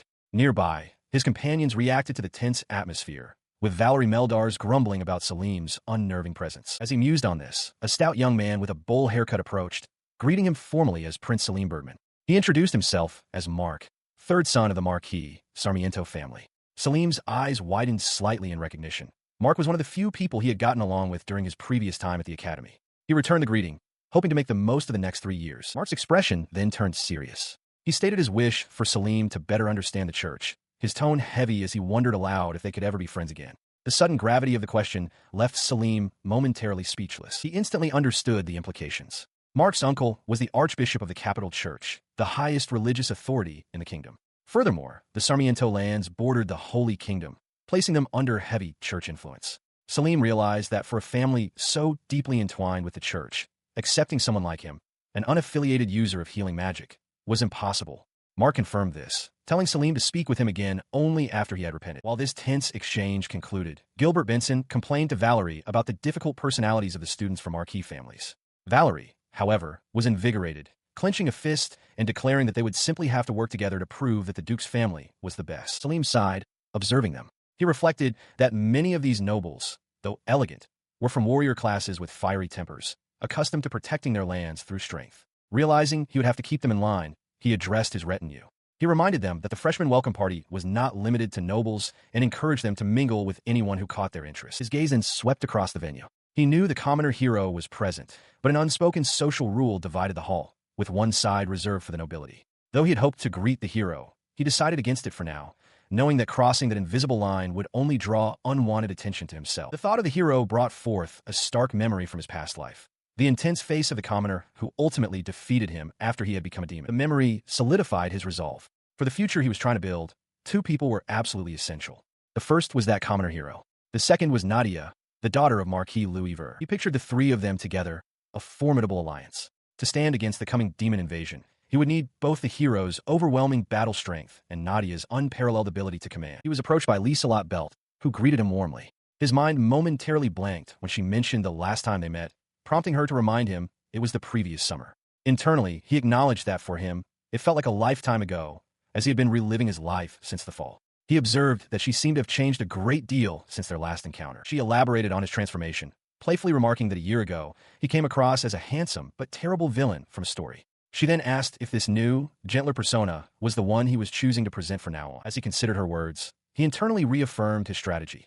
Those with healing magic were known for gentle personalities, so adopting this demeanor would prevent his rapid leveling from raising suspicion. Lieselot, however, was completely captivated by his new image. She confessed that seeing him again was like meeting a dreamy noble from a romance novel. So gentle and refined it felt unreal, sending her imagination soaring. Her effusive praise left him momentarily stunned. Her adoration continued as she playfully added that, real or not, she was glad to see this side of him, predicting that the other young ladies of the nobility wouldn't be able to leave him alone. This only deepened his confusion. He realized with a start that he had completely misjudged how people would react, recalling that the Lieselot from his previous life was far more composed and mature. His reflection was cut short as a group of other female students, including Princess Rafaela, noticed him from across the room. They began to murmur excitedly amongst themselves, pointing in his direction and hoping for a chance to speak with him. From a distance, his maid Mari watched with amusement, remarking to herself that her young master was predictably popular and that the first day of school was already full of surprises. Salim, now surrounded, felt overwhelmed by the sudden attention, realizing this chaotic scene was a stark deviation from his previous life. As the girls vied for his attention, Lieselot good-naturedly told them not to snatch him away. As the first semester of his second chance at school life begins, Salim Bergman stands on the training grounds, his focus absolute. He must raise his level to 50 to complete the main quest and awaken the holy attribute, a power that counters dark-type abilities, to prevent himself from turning into a demon again.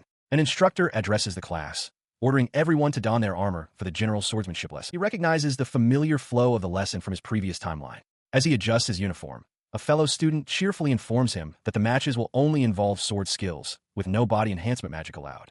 The student adds that the armor is enchanted, so there's no need to worry about getting hurt. When the instructor asks for the first pair to fight, a stout young man named Mark, from the Sarmiento noble family, immediately volunteers. With his hand raised high, he declares his desire to have a match with Salim Bergman, his challenge ringing out across the training grounds. Sensing the palpable hostility from Mark, Salim sighs but agrees to the match. He sees it as a perfect opportunity for some proper sword training, recalling his teacher Kadia's words that he relies too heavily on magic. With the command to begin, the two opponents face each other, swords held at the ready. Mark lunges forward with a confident grin, initiating the duel. After their blades meet, Salim assesses the situation, feeling that he and Mark are on relatively equal footing in terms of pure skill. Mark, however, smirks condescendingly, remarking that at least Salim can block his attacks now. Mark presses his advantage, unleashing a barrage of powerful strikes. Salim struggles under the assault, realizing the clear disadvantage of his lighter build without the aid of body enhancement magic. Every one of Mark's heavy blows forces him back, straining his defense. The duel ends. Salim is brought to one knee, defeated. The instructor calls the match, and Mark stands victorious, holding his sword aloft with a triumphant expression. He looks up, bewildered by Mark's excessive pride. It was only a practice match, one where magic wasn't even used. Around them, the other students, including the spiky-haired boy from earlier, watch with expressions of shock and amusement. As Salim sits, a red-haired youth approaches him with an intense gaze. He explains that for a noble, winning or losing reflects on their honor, and that it is permissible to send a skilled subordinate to fight in one's place. He then makes a bold offer, declaring that if anyone challenges Salim again, he will fight in his place. He argues that there is much to learn from facing strong opponents, even in a loss. Gilbert Benson, however, interjects that his friend is quite skilled with the sword. The surrounding students, caught up in the moment, ignore the offer and begin to cheer for Salim's victory, eager to see the strength of House Bergman displayed. Salim listens to their cheers, a heavy look on his face. He understands the weight of their expectations, acknowledging to himself that he has to live up to the hype they are creating. He recalls his previous life, where all that expectation and pressure ultimately broke him. The memory of his very first duel against the hero, a crushing defeat, was so devastating it nearly shattered his mind. A sudden realization dawns on him. In that future, the hero had a powerful presence at the academy. But in this timeline, where nobles dominate everything, a commoner boy would barely be noticed. It strikes him that he hasn't seen that commoner hero at all this time. He now understands it's his own fault. The hero only gained attention in the past because he had defeated Salim.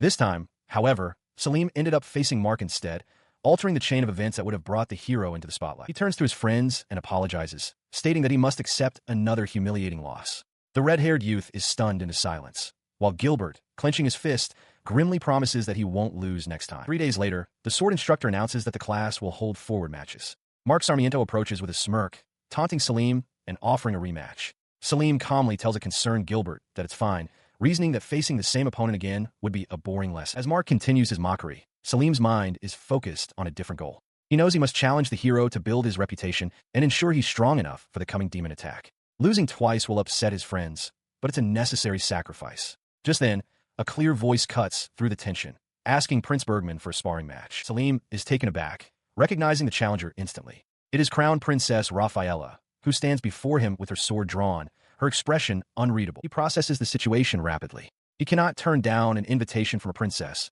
nor can he let Gilbert take his place. He wonders about her timing, but sees an opportunity. The princess is known for her overwhelming strength. A loss to her would not be as humiliating as another defeat by Mark. Turning to Gilbert, he says it's fine and formally accepts her challenge. He faced the princess, observing her form. From her build, she appeared light, almost fragile, seemingly at a disadvantage.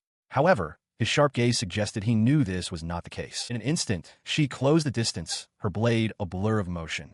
The assault was so swift it felt like being struck by multiple swords at once. He grimaced, now understanding her reputation. He remembered how, in a previous future, she had withstood his attacks even after he had become a demon. The exchange was over before it truly began.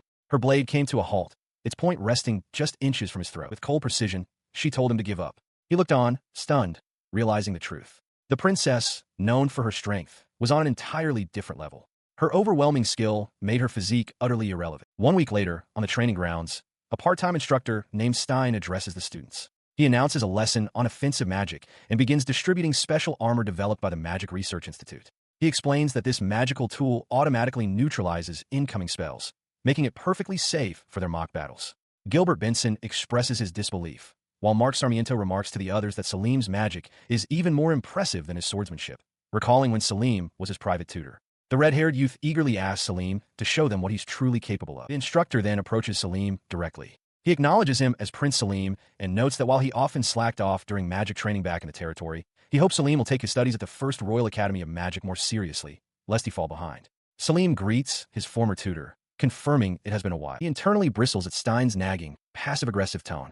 He recalls that in the previous timeline, he found the training sessions excessively long and had immediately cut them short after receiving his father's permission.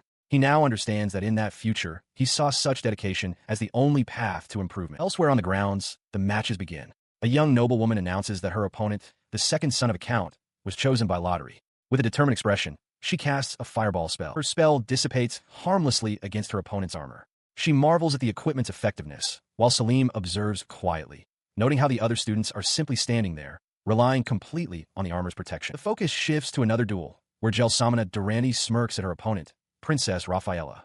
She taunts her, pointing out that the Marquis Lover's daughter is also present, and mockingly asks the princess how she likes the situation. She continues her jeers with a laugh, remarking how amazing it is that the princess doesn't have to rely on skilled fighters to defend herself, as it's only a training exercise. Princess Rafaela remains perfectly still, her expression unreadable. From the sidelines, Valerie Meldars watches, impressed. The scene triggers a dark memory for Salim. He recalls that in the previous timeline, he caused a terrible incident with this very same magical equipment. As the memory floods back, Rafaela's composure finally breaks. Fueled by the humiliation of her past defeat to the hero, she resolves not to be looked down upon, declaring her superiority in magic. She unleashes a ferocious ice bullet spell, shattering her opponent's magical defenses. The other students cry out in horror, calling for medical help as the training exercise turns into a disaster. Salim's recollection concludes with the grim consequences. He remembers how Rafaela, trusting Stein's assurance that it was safe to go all out, had cast her spell at full power without considering her opponent's actual skill. As a result, she left the boy with an injury so severe that it caused permanent damage. He grimaced, recalling his past self's weakness and panic. The memory of the hero utterly defeating him still stung. This time, he resolved would be different. He would not rush. He would consider his opponent. A sphere of cold energy coalesced in his palm as he prepared an ice bullet. His opponent, Mark, flinched at the display of power, stammering as he tried to conjure defensive magic. The Academy armor was designed to block spells of this level, but it was known to be ineffective against the potent mana of high-ranking nobles. Watching Mark's frantic efforts, Salim laughed to himself. He acknowledged that his opponent was indeed powerful and decided to hold back for now, though he would remain vigilant just in case. Suddenly, Mark's expression twisted into a manic grin. He declared that if he didn't mess this up, perhaps Salim would be the one to end up looking like the villain. With a wild cry, he unleashed a torrent of energy, shouting for Salim to take his earth cannon. In an instant, Salim moved, positioning himself directly in the spell's path and erecting a shimmering magical barrier. The ground beneath them fractured from the sheer force of the impact. He sternly told Prince Mark to hold back, reminding him that the armor was not invincible. Mark reacted with indignation, demanding that Salim not interfere and insisting he was merely demonstrating a powerful spell. Salim countered sharply, questioning his logic. He explained that this kind of magical gear couldn't possibly block the full force of a high-ranking noble's magic, and warned that a direct hit would have resulted in a serious accident. Sighing, Salim realized Mark wouldn't believe how fragile the armor was unless he saw it firsthand. He proposed they settle the score from their previous sword duel right now. He would fight Mark and break his armor to prove his point. Goaded, Mark accepted the challenge. Nearby, Gelsamina expressed her annoyance, telling them to stop causing a commotion and criticizing Salim for speaking of the gear as if it were a cheap trinket. Mark confidently granted Salim the first move, warning him not to complain later. Determined to demonstrate the armor's weakness, Salim unleashed his ice bullet. The spell struck true, its power carefully controlled to avoid vital spots, and shattered the pauldron on Mark's shoulder. With the armor visibly damaged and unable to neutralize magic, Salim urged Mark to see the truth. But Instructor Stein intervened, wrongly scolding Salim and claiming the damage was a result of him skipping training. Salim stared in disbelief, wondering how his past self could have ever trusted equipment made by such a man. He lamented his poor judgment of character. Mark, however, only laughed. He found it useful that Salim's attempts to be a good person had made him cautious. Recalling the cruelty he'd witnessed in a demon-destroyed kingdom, he decided that simply hurting Salim wasn't enough to prove the armor's danger. He began gathering energy for another earth cannon, showing no intention of stopping. Salim watched, a grim realization dawning. His opponent was not going to back down. He apologizes to Prince Mark, telling him to simply bear with what is about to happen. As Gelsamina Durrani recognizes the formation of a barrier spell, Salim unleashes his own magic, an incantation of Ice Cutter.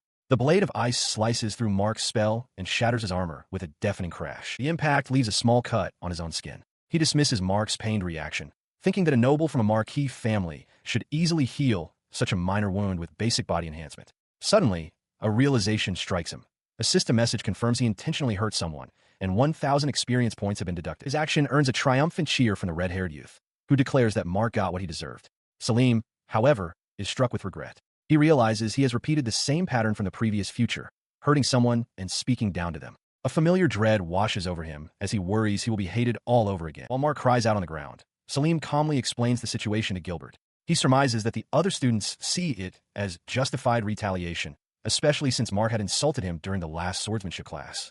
He concludes that his aides are a rather hot-blooded group. Instructor Stein stares in disbelief, stammering that the armor's durability tests were supposed to be solid. Salim confronts him directly, stating that the magical power of high-ranking nobles is on a completely different level. He expresses his offense that Stein thought such armor would offer any real protection and tells the instructor he has seriously underestimated their strength.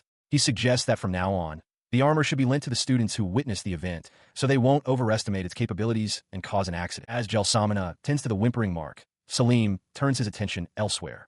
He thinks to himself that it should be about time for the hero to arrive.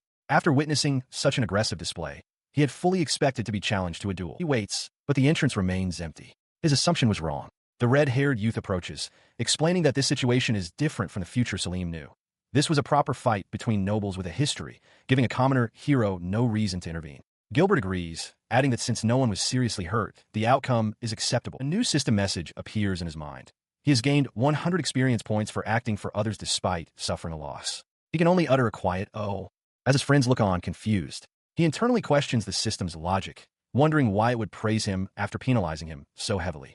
He realizes this is an unexpected twist. Inside a well-appointed room overlooking the academy grounds, the red-haired youth enthusiastically addresses Salim Bergman. He declares that since Salim defeated Sarmiento, everyone has been praising his incredible magic and recognizing his true power. He asks if things are finally going well for him, but Salim remains quiet, a thoughtful expression on his face as Gilbert Benson looks on. He finally answers, his tone subdued. Things are not going well. He reveals his concern.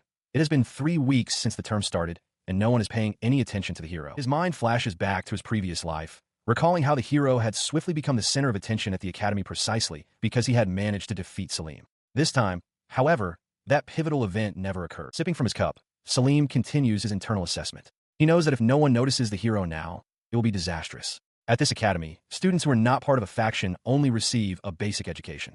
To learn the powerful magic passed down through noble families, one needs connections. He understands the stakes. The hero must get noticed and join a strong faction soon. Without being in an environment that matches his immense talent, he will not grow stronger, and their chances of standing against the demons in the future will be non-existent. He considers the political landscape. The hero is from the royal capital and, under normal circumstances, would have been recruited into the princess's faction. But since he's being ignored, he's isolated. Salim wonders what to do, even contemplating approaching the hero directly. His contemplation is cut short when the red-haired youth suggests a walk in the garden, noting they have time before training. Gilbert notices Salim's distraction and asks if something is wrong. Salim hesitates, realizing a direct approach would fail. Given the hero's personality and his ingrained deference to nobles, he likely wouldn't even listen. As the three of them walk together, he reflects on how different his companions are now compared to his previous life. Back then, the overly polite way people acted had annoyed him, but he finds he doesn't mind their current casualness. Still, his mind returns to the problem at hand. He needs a valid reason to speak to the hero. His thoughts are shattered by a sudden commotion. A wave of energy and noise erupts from the nearby courtyard, drawing the immediate attention of Salim and his friends. Peering into the courtyard, they witness a group of students ganging up on the hero. The red-haired youth exclaims that it's a group beatdown. Salim observes that while the hero might win a one-on-one fight, this is a different matter. Gilbert points out that the hero is skillfully dodging every single attack. Among the aggressors, Mark Sarmiento grows frustrated, shouting that it's impossible for the hero to cast magic on all of them at once. Seeing the unfair confrontation, Salim steps forward and calls out to the attackers. He watched, stunned, as the hero, instead of being overwhelmed, calmly raised a hand. With a surge of power, he unleashed a blast of wind magic, sending his attackers reeling amidst cries of pain and surprise. The spell left the bullies incapacitated on the ground. The hero stood over them for a moment before turning his cold, intense gaze directly upon Salim, who was still processing the sudden turn of events. His shock quickly gave way to a wide, delighted grin. Salim laughed, exclaiming that the display was amazing. The hero, caught off guard by the cheerful reaction, could only stammer in confusion as Salim clarified he was impressed by him taking down all the attackers on his own. He approached the hero with unwavering enthusiasm, declaring his desire to spar and offering a reward for victory. Internally, Salim coached himself, convinced that according to his research, a cheerful smile was the correct way to build a connection with the hero, as he was determined to do so no matter what. His friendly offer was met with a blunt rejection. The hero simply stated he was not interested. This prompted an outburst from the red-haired youth, who admonished the hero for his disrespectful tone toward Prince Salim, the eldest son of Duke Bergman. Gilbert tried to intervene, whispering that such name-dropping was exactly what Salim disliked. He paused, the name Salim Bergman clearly striking a chord. With a look of sudden recognition, he asked if Salim was the one who had treated the people suffering from food poisoning 3 weeks ago. Salim's confident expression faltered, replaced by genuine surprise as he wondered how the hero could possibly know about that. His mind flashed back to a memory of several children he knew. They had been talking excitedly amongst themselves, describing the prince of the Bergman family as a heroic figure, like someone straight out of a popular novel. He then revealed the connection to his stunned Selim. The ones he had healed were his childhood friends. The realization dawned on the prince, explaining the hero's sudden change in demeanor. His coldness completely gone, the hero declared that he owed Selim a debt of gratitude and now accepted the offer to spar. Internally, Selim celebrated, overjoyed that his meticulous plan, the Seeker's Path, had finally paid off. He confidently placed a hand on the hero's back, leading him away. He turned to Mark Sarmiento's group and coolly informed them that this section of the training ground was reserved for the Bergman family, ordering them to clear the area so their spar could begin. He began by properly introducing himself as Selim Bergman. The dark-haired youth responded simply, stating his name was Leo and that having grown up in an orphanage, he possessed no family name. Leo then asked if he should address him formally as Prince Selim, but Selim dismissed the formality, simply telling him to begin. He declared the match would have no special rules, permitting the use of magic or swords as Leo saw fit, before privately recalling that this was the very hero who had defeated him in a past life after he had become the Demon Lord. With the terms set, the two lunged at each other, their blades meeting with a sharp clang in the center of a glowing magical circle. As their eyes met, Selim couldn't shake the strange feeling of facing the man who had once been his fated adversary. Leo pressed the attack, but Selim sidestepped the blow with casual ease, his expression unbothered. From the sidelines, the other students watched in awe, remarking on Selim's confidence as he allowed his opponent to strike freely. His confidence was well-founded. He knew the hero was incredibly strong, and he could spar without reservation, certain that Leo was skilled enough to avoid any fatal mistakes. Likewise, Selim had no intention of landing a truly deadly blow himself. He considered the disparity between them. This version of the hero was only 15, still unknown to the world. In contrast, Selim retained all the memories and training from his past life up to the age of 17. Believing he held the advantage, he unleashed a spell, sending a volley of ice bullets toward his opponent. As the ice projectiles flew, Selim urged Leo not to hold back, reminding him of the powerful wind magic he'd witnessed in the courtyard. He insisted Leo had seen what he was capable of and should respond in kind. A flicker of surprise crossed Leo's face before his expression hardened, and he clenched his fist, ready to unleash his true power. He did just that, unleashing a ferocious vortex of wind that tore across the training ground. Selim watched with a grin, internally cheering him on. This was his goal, to let Leo display his flashy spells and techniques so everyone could witness his incredible talent. The onlookers could only stare, stunned by the raw power on display. The spectacle immediately drew the attention of the red-haired youth, who rushed to Leo's side, exclaiming how incredibly strong he was. He eagerly asked if Leo was from the capital's orphanage and unaffiliated with any noble faction.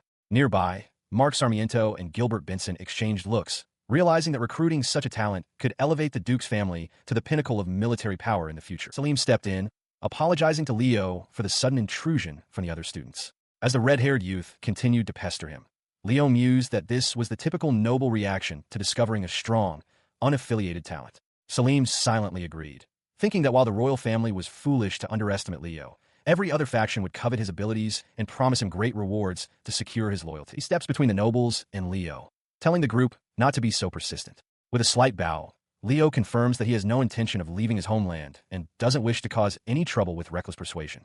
The other students seem to accept this, if only for the moment. Having diffused the situation, he suggests to Leo that they train together after class.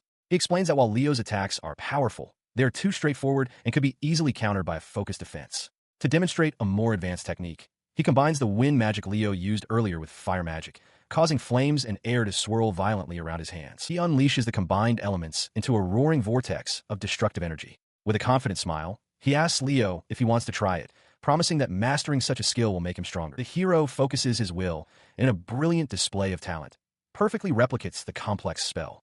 A swirling torrent of fire and wind now bends to his command. Watching him, Selim reflects internally. He remembers how, before the timeline reset, seeing this very power firsthand had made him lose himself to envy. Now, his feelings have changed.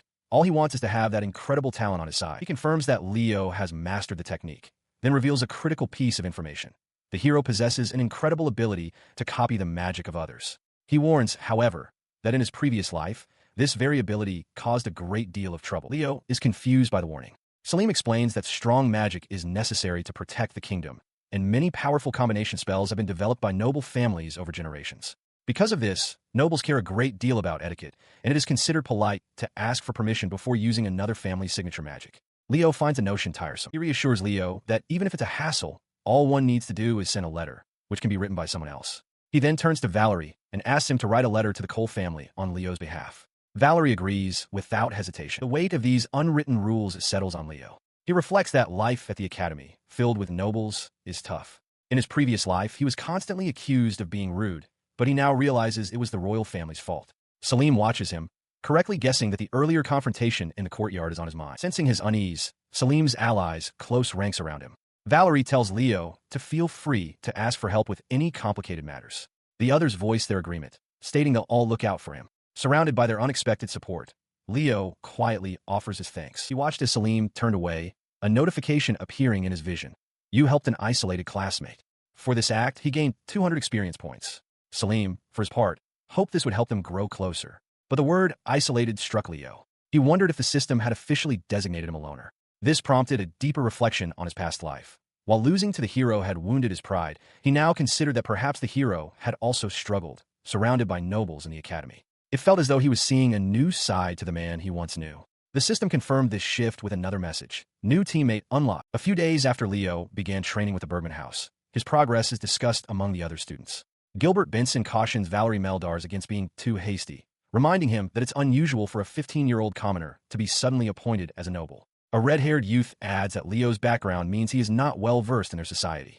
Gilbert agrees, concluding they should simply watch over him for now. In the distance, Leo is called for his next training session. Watching him from afar, Nadia Louiver remarks to Gelsomina Durrani that Leo will surely be of great service to the kingdom one day, and that she wants him to grow stronger regardless of where he ends up. Gelsomina agrees, impressed by how quickly he learns.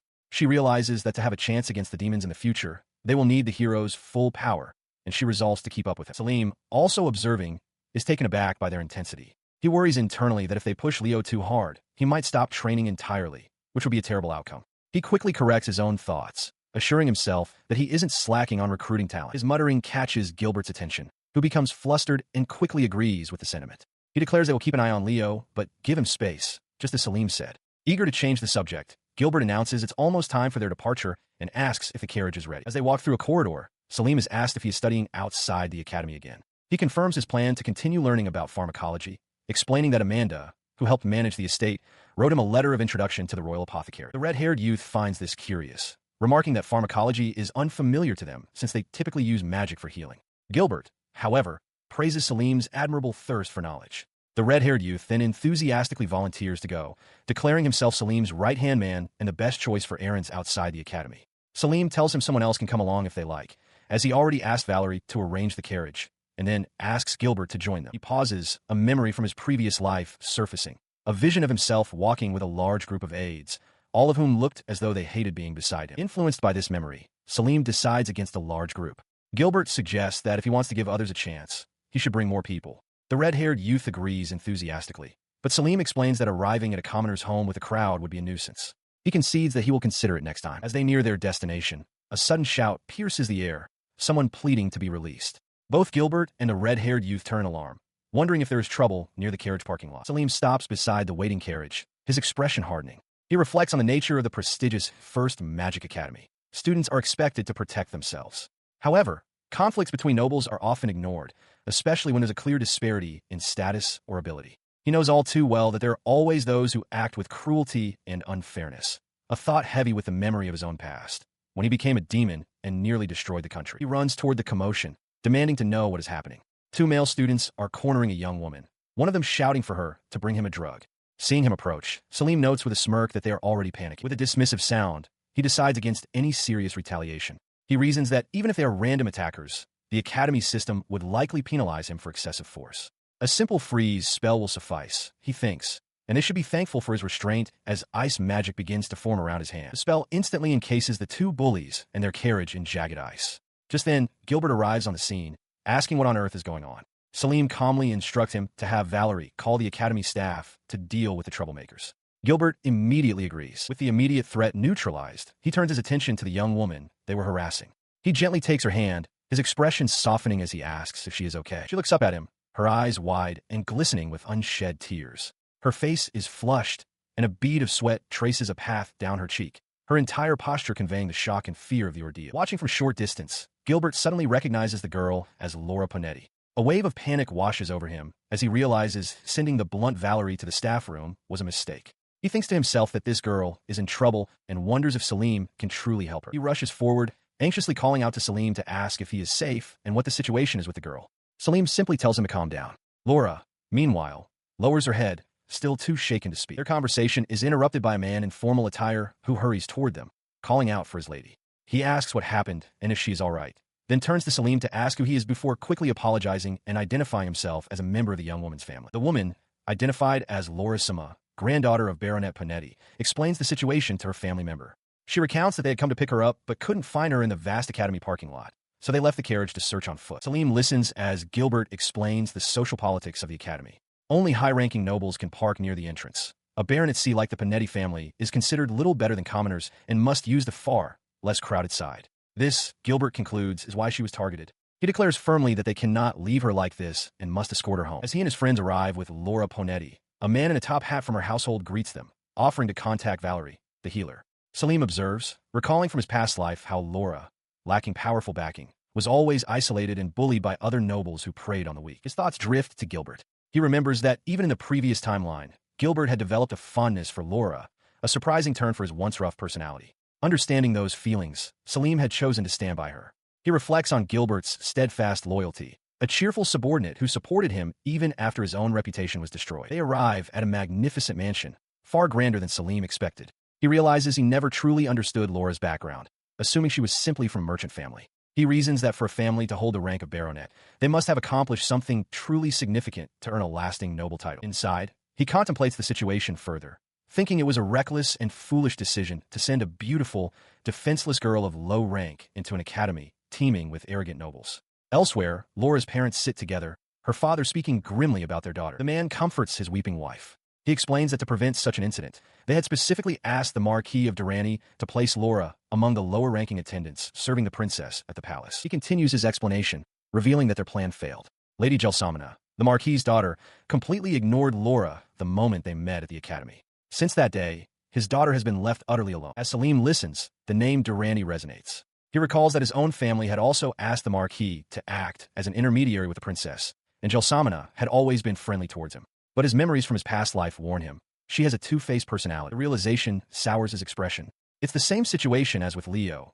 Princess Rafaela's entire circle of acquaintances is a complete mess. He considers the political implications. As crown princess, Rafaela should be surrounded by the best possible environment. However, it seems the king is intentionally raising her to be a strong but isolated ruler. Born when the king was only 18, the princess is being molded into a puppet, forced to fight for her position as her father prepares to hand over power. Meanwhile, Laura's parents continue their worried discussion. Her mother insists that it's too risky to keep her at the academy and they should expel her immediately. Her father, however, hesitates, believing they shouldn't be so quick to make that choice. He remains silent for a moment, then explained to his wife the delicate social landscape they were navigating. Everyone, he stated, was vying for the chance to enroll their children alongside the princess. To waste such a valuable position, he feared, would only bring the resentment of other noble families down upon them. Listening to their plight, Salim recognized the situation as a truly difficult problem. He resolved to discuss the matter with his closest aides for now. Later, standing before the Grand Academy building, he instructed his companions to keep a close watch on Laura Panetti. Gilbert immediately declared with fervor that they must do whatever it takes to help her, prompting Valerie to comment on his passion. Salim, however, harbored a private concern, recalling from his memories of a previous timeline that Gilbert's help would unfortunately be limited later on. His hesitation in front of her parents stemmed from this knowledge of the future. He remembered how, in the past, his public declaration to be Laura's protector had stopped the overt harassment from male students, but it had failed to prevent the more insidious bullying that followed. He had weighed his options then as he did now. Supporting someone like Leo, a man of overwhelming talent, was a logical move for any noble looking to build alliances. But Laura, a beautiful girl of low rank with no remarkable abilities, was a different matter entirely. To favor her so openly would only invite speculation and gossip. And so, the whispers had begun. Other girls at the academy called her a disgrace and a nuisance, accusing her of seducing the Duke's son. They questioned why a baronet's granddaughter was even there, hunting for a noble match so far above her station. His own half-hearted sympathy had only fueled the fire. The consequences were disastrous. The Panetti family earned the scorn of the nobility, and Laura, unable to endure the disgraceful rumors any longer, ultimately dropped out of the academy. He recalled how Gilbert had tried to check on her afterward, only to learn she had moved to the countryside with her family. That incident created a painful rift between Salim and Gilbert, one of the few subordinates who had always treated him with genuine warmth. Returning to the present, Salim acknowledged his past carelessness. He understood now that such problems couldn't be solved by men alone. He needed a female ally. He turned to Lieselot, explaining that his other aides, brought from his domain, were from families without noble titles and thus couldn't act as a proper shield for Laura. He asked for her thoughts, but she simply reminded him of something he himself had once said. She pointed forward, her voice sharp as she quoted his past declaration. Laura is mine. Touch her, and you'll answer to me. Valerie gasped in shock at the bold words. Lieselot then added wryly that it wasn't as if such a statement would magically solve everything. Leaving Salim to contemplate her challenge, he calmly rejected her romanticized interpretation of his actions. He explained that he had no intention of claiming Laura as his own, as even a careless statement could ruin her life. Furthermore, that kind of direct approach would only escalate the bullying. Besides, as a saint candidate bound by the seeker system, having a mistress was unthinkable for him. She, however, dismissed his pragmatism with a sigh, comparing the situation to a trendy novel. She mused that if it were a story, it would be a romantic tale of a handsome noble helping a beautiful girl in distress, a forbidden romance across class lines. In reality, she lamented, such things only devolve into messy affairs. The word messy seemed to strike a nerve. She covered her face and wailed theatrically, begging him not to use such words. Her over-the-top reaction gave him pause. He realized with a start that the cool and composed character he remembered from the previous future was nowhere to be found. Still, he knew this was a life-altering matter for the person involved and resolved to patiently persuade Lieselot, his most dependable retainer, to help him find a solution. With renewed determination, he grasped her shoulders firmly, his expression hardening. He called her name, his voice low and serious, pleading with her to take this seriously. He leaned in, closing the distance between them until their faces were mere inches apart. He declared that he was counting on her and would not let her go until she devised a plan. The sudden proximity sent a jolt through Lieselot, her cheeks flushing as she found herself face-to-face with the intense young lord. Flustered but finally focused, Lieselot relented. She clarified that the solution wasn't for him to solve it directly. Instead, she suggested there was a perfect female boss in their grade who could help. Still holding her close, Salim demanded she explain in detail. He questioned the existence of such a figure in their grade, someone with that kind of commanding presence. Lieselot confidently provided the name, the daughter of the Marquis of Louisver. The name triggered a memory for Salim of Nadia Louisver. Lieselot confirmed it, explaining that in the previous future, Nadia had fought demons to the very end, saving countless civilians. She was certain that if Salim asked her directly, Nadia would surely cooperate to help Laura. He saw the logic in her plan. One of his failures in the future, he realized, was trying to handle everything himself. Relying on someone trustworthy might be the key. Turning to his aide, Salim gave the order. Valerie, please arrange a meeting with the daughter of the Marquis of Louisver after school tomorrow. Valerie acknowledged the command without hesitation. He listened as Lieselot expressed her hesitation. She admitted that the Marquis of Louisver's daughter was intimidating and that she wasn't entirely comfortable with her. With a sigh, she remarked on how suddenly a meeting with such an important person had been arranged. Despite her reservations, she conceded that since the purpose was to help someone, she would go along with it. Salim observed her change of heart, his expression remaining serious and focused on the task ahead. Later, under the night sky, he stood before a grand estate, the venue for their meeting with the formidable woman. A flicker of uncertainty crossed his mind as he hoped she wouldn't treat him too harshly. The outcome of this crucial encounter remained unknown. Nadia Louisver, daughter of the Marquis, formally greets Prince Salim. Alongside her are Pamela Sati, daughter of the Count, and Julietta Genet, daughter of the Viscount. Together, they inquire about the purpose of his visit. He takes in his surroundings, feeling a sense of intimidation. He internally notes that the Marquis of Louisver's faction is composed mostly of women, and the room itself is quite fancy, with a pleasant scent that adds to the overwhelming atmosphere. Hearing his unspoken thoughts, Nadia Louisver confirms that what he has heard about her faction is indeed true, her expression calm and knowing. At his side, Lieselot Belt adds that she had already deduced the reason for their visit simply by observing who accompanied him. Now seated, Salim addresses Nadia directly, commending her quick understanding. He explains that a student named Laura Panetti is isolated at the academy and facing a difficult situation. He fears that if he intervenes directly, it will be misinterpreted and only worsen her circumstances. Because of this, he formally requests Lady Louisver's assistance. She responds with a warm smile, remarking that the prince is truly as kind as the rumors suggest, prompting a small, flustered reaction from him. He reflects on that smile. He thinks to himself that she always praises him whenever they meet. While he has been on his best behavior recently because of the seeker system, he recalls that she was just as kind even in the past, when he was, in his own words, a total mess. This realization makes him feel that she is, in a way, scary. He remembers how she always found something nice to say to encourage him. Now, however, he reevaluates her behavior, suspecting it was less genuine kindness and more a polite way to maintain her distance. Nadia's expression remains pleasant, but her eyes hold a sharp focus. She confirms her suspicions aloud, stating that she knew his visit had to be about Laura Panetti. Suddenly, the meeting is interrupted. A young woman with braided hair bursts through the door, shouting for everyone's attention. She announces she has big news from the previous night. She breathlessly delivered the news that had the whole academy buzzing. Prince Selim had apparently helped Laura Ponetti. The story spread like wildfire that Laura was about to be attacked by male students when the prince showed up and drove them away with magic. The other girls swooned at the tale, remarking on how handsome the prince was and how he and Laura, the granddaughter of a baronet, looked like a perfect match, as if a trending romance novel had come to life. Hearing this, Nadia Louisver could only manage a non-committal sound. Lieselot, flustered, quickly apologized and told her to forget what she'd said. However, Pamela Sati, one of Nadia's followers, noted with a knowing smile that Lieselot's reaction was basically an admission of something. She went on to explain the source of the rumors. A romance novel about a noble man and a commoner girl was currently all the rage in the capital. The issue, she elaborated, was that the noble character in the story looked just like Prince Selim. Furthermore, another character, the villainous rival to the heroine, was said to resemble her. It was in the midst of this gossip that she had received a request for a meeting from the prince himself. Lieselot wondered aloud if they truly looked so much alike. She dismissed the story's plot, stating that since both she and the prince were heirs to their respective houses, there was no way they would ever get engaged like the characters in the novel. Nadia listened with a sly grin. She privately accused Lieselot of being a sly fox for having pulled the talented commoner, Leo, to her side while pushing a less capable girl onto her. Deciding to blow off some steam, she resolved to poke back a little. Her words, whatever they were, struck a nerve. Lieselot, Prince Selim, and the commoner Leo all stared back, their expressions frozen in shock. He watched her, his mind racing.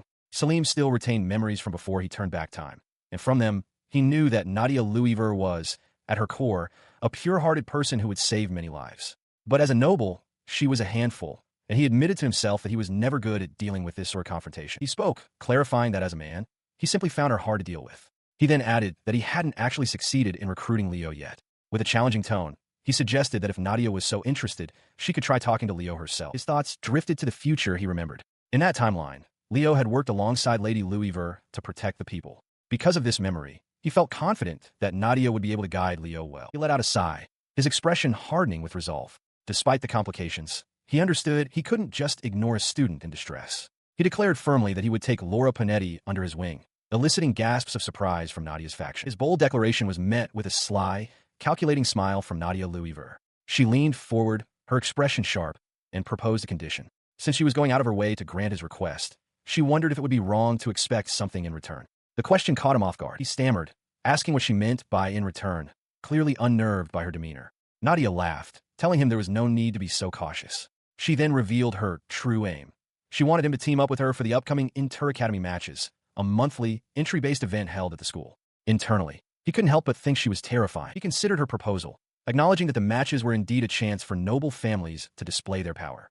However, he saw a significant issue, voicing his concern that if the two of them teamed up, their combined strength would be overwhelming. His concern did nothing to dampen her enthusiasm. With a fiery declaration, she proclaimed their goal, to crush the pride of the royal family's precious princess and show them the true terror of the regional nobility. She vowed to make sure the spoiled kid would never forget the experience. Her intense declaration left him flustered and sweating. He pictured the scene in his mind, but doubted the princess would be so easily brought to tears. It was a reminder of the complex political landscape. While regional lords like the houses of Bergman and Louisver served the royal family, they also maintained a significant degree of independence. After a moment of contemplation, he came to a decision. He admitted to himself that he, too, wanted to challenge the royal faction. With his mind made up, he looked at Nadia and formally agreed to work together. With their alliance forged, Nadia suggested they drop the formal titles. She found Lady Louisver too stiff for allies and asked him to call her Nadia. He readily agreed, requesting she call him Selim in turn. She smiled, pleased to be working with him. She then gestured to the two young women who had been sitting with her. One, the daughter of Count Sati, eagerly chimed in, followed by the daughter of Viscount Genet, who also introduced herself. The energetic girl with the side ponytail introduced herself as Pamela Sati, while the more reserved girl with glasses introduced herself as Julietta Genet, both expressing their pleasure in meeting him. He returned their greeting, addressing them by their first names. The unfamiliarity of it struck him. He realized he had never called girls from other noble houses by their given names before. His brief pause prompted one of them to ask if something was wrong. He listens as Pamela Sati points out that he doesn't smile much. Julietta Genet chimes in, teasing that he must have forgotten his manners toward women since he mostly spends time with men. Pamela quickly apologizes, but Julietta presses on, asking if her observation is true. This prompts an internal reflection. He recalls that as a Duke's heir, he was taught social etiquette but lacked real-world experience with other students. Realizing he must adopt the proper manners of a noble to associate with Nadia and her friends, he apologizes for his behavior and resolves to try again, acknowledging that this requires a different level of etiquette than what he uses with Leo. Putting his resolution into action, he adopts a charming smile, places a hand over his heart, and formally declares that he looks forward to working with them from that moment on. His sudden transformation stuns the young women. Nadia, Pamela, Julieta, and the others all gasp, their faces flushing as they are completely captivated by his noble bearing. He observes their reaction with satisfaction, thinking to himself that this dreamy feeling isn't bad at all. Suddenly, a notification flashes before his eyes, jolting him. It declares that he had impure thoughts, resulting in a deduction of 10 experience points. His mind reels in confusion and panic. He internally screams, questioning the penalty for something as vague as impure thoughts. The scene reveals he is sitting with Leo and Liselot, who watch his strange behavior with concern. He silently fumes, cursing the unfairness of the system and lamenting that even thinking about things is off limits. He then blurts out, "Wait, I'm kidding.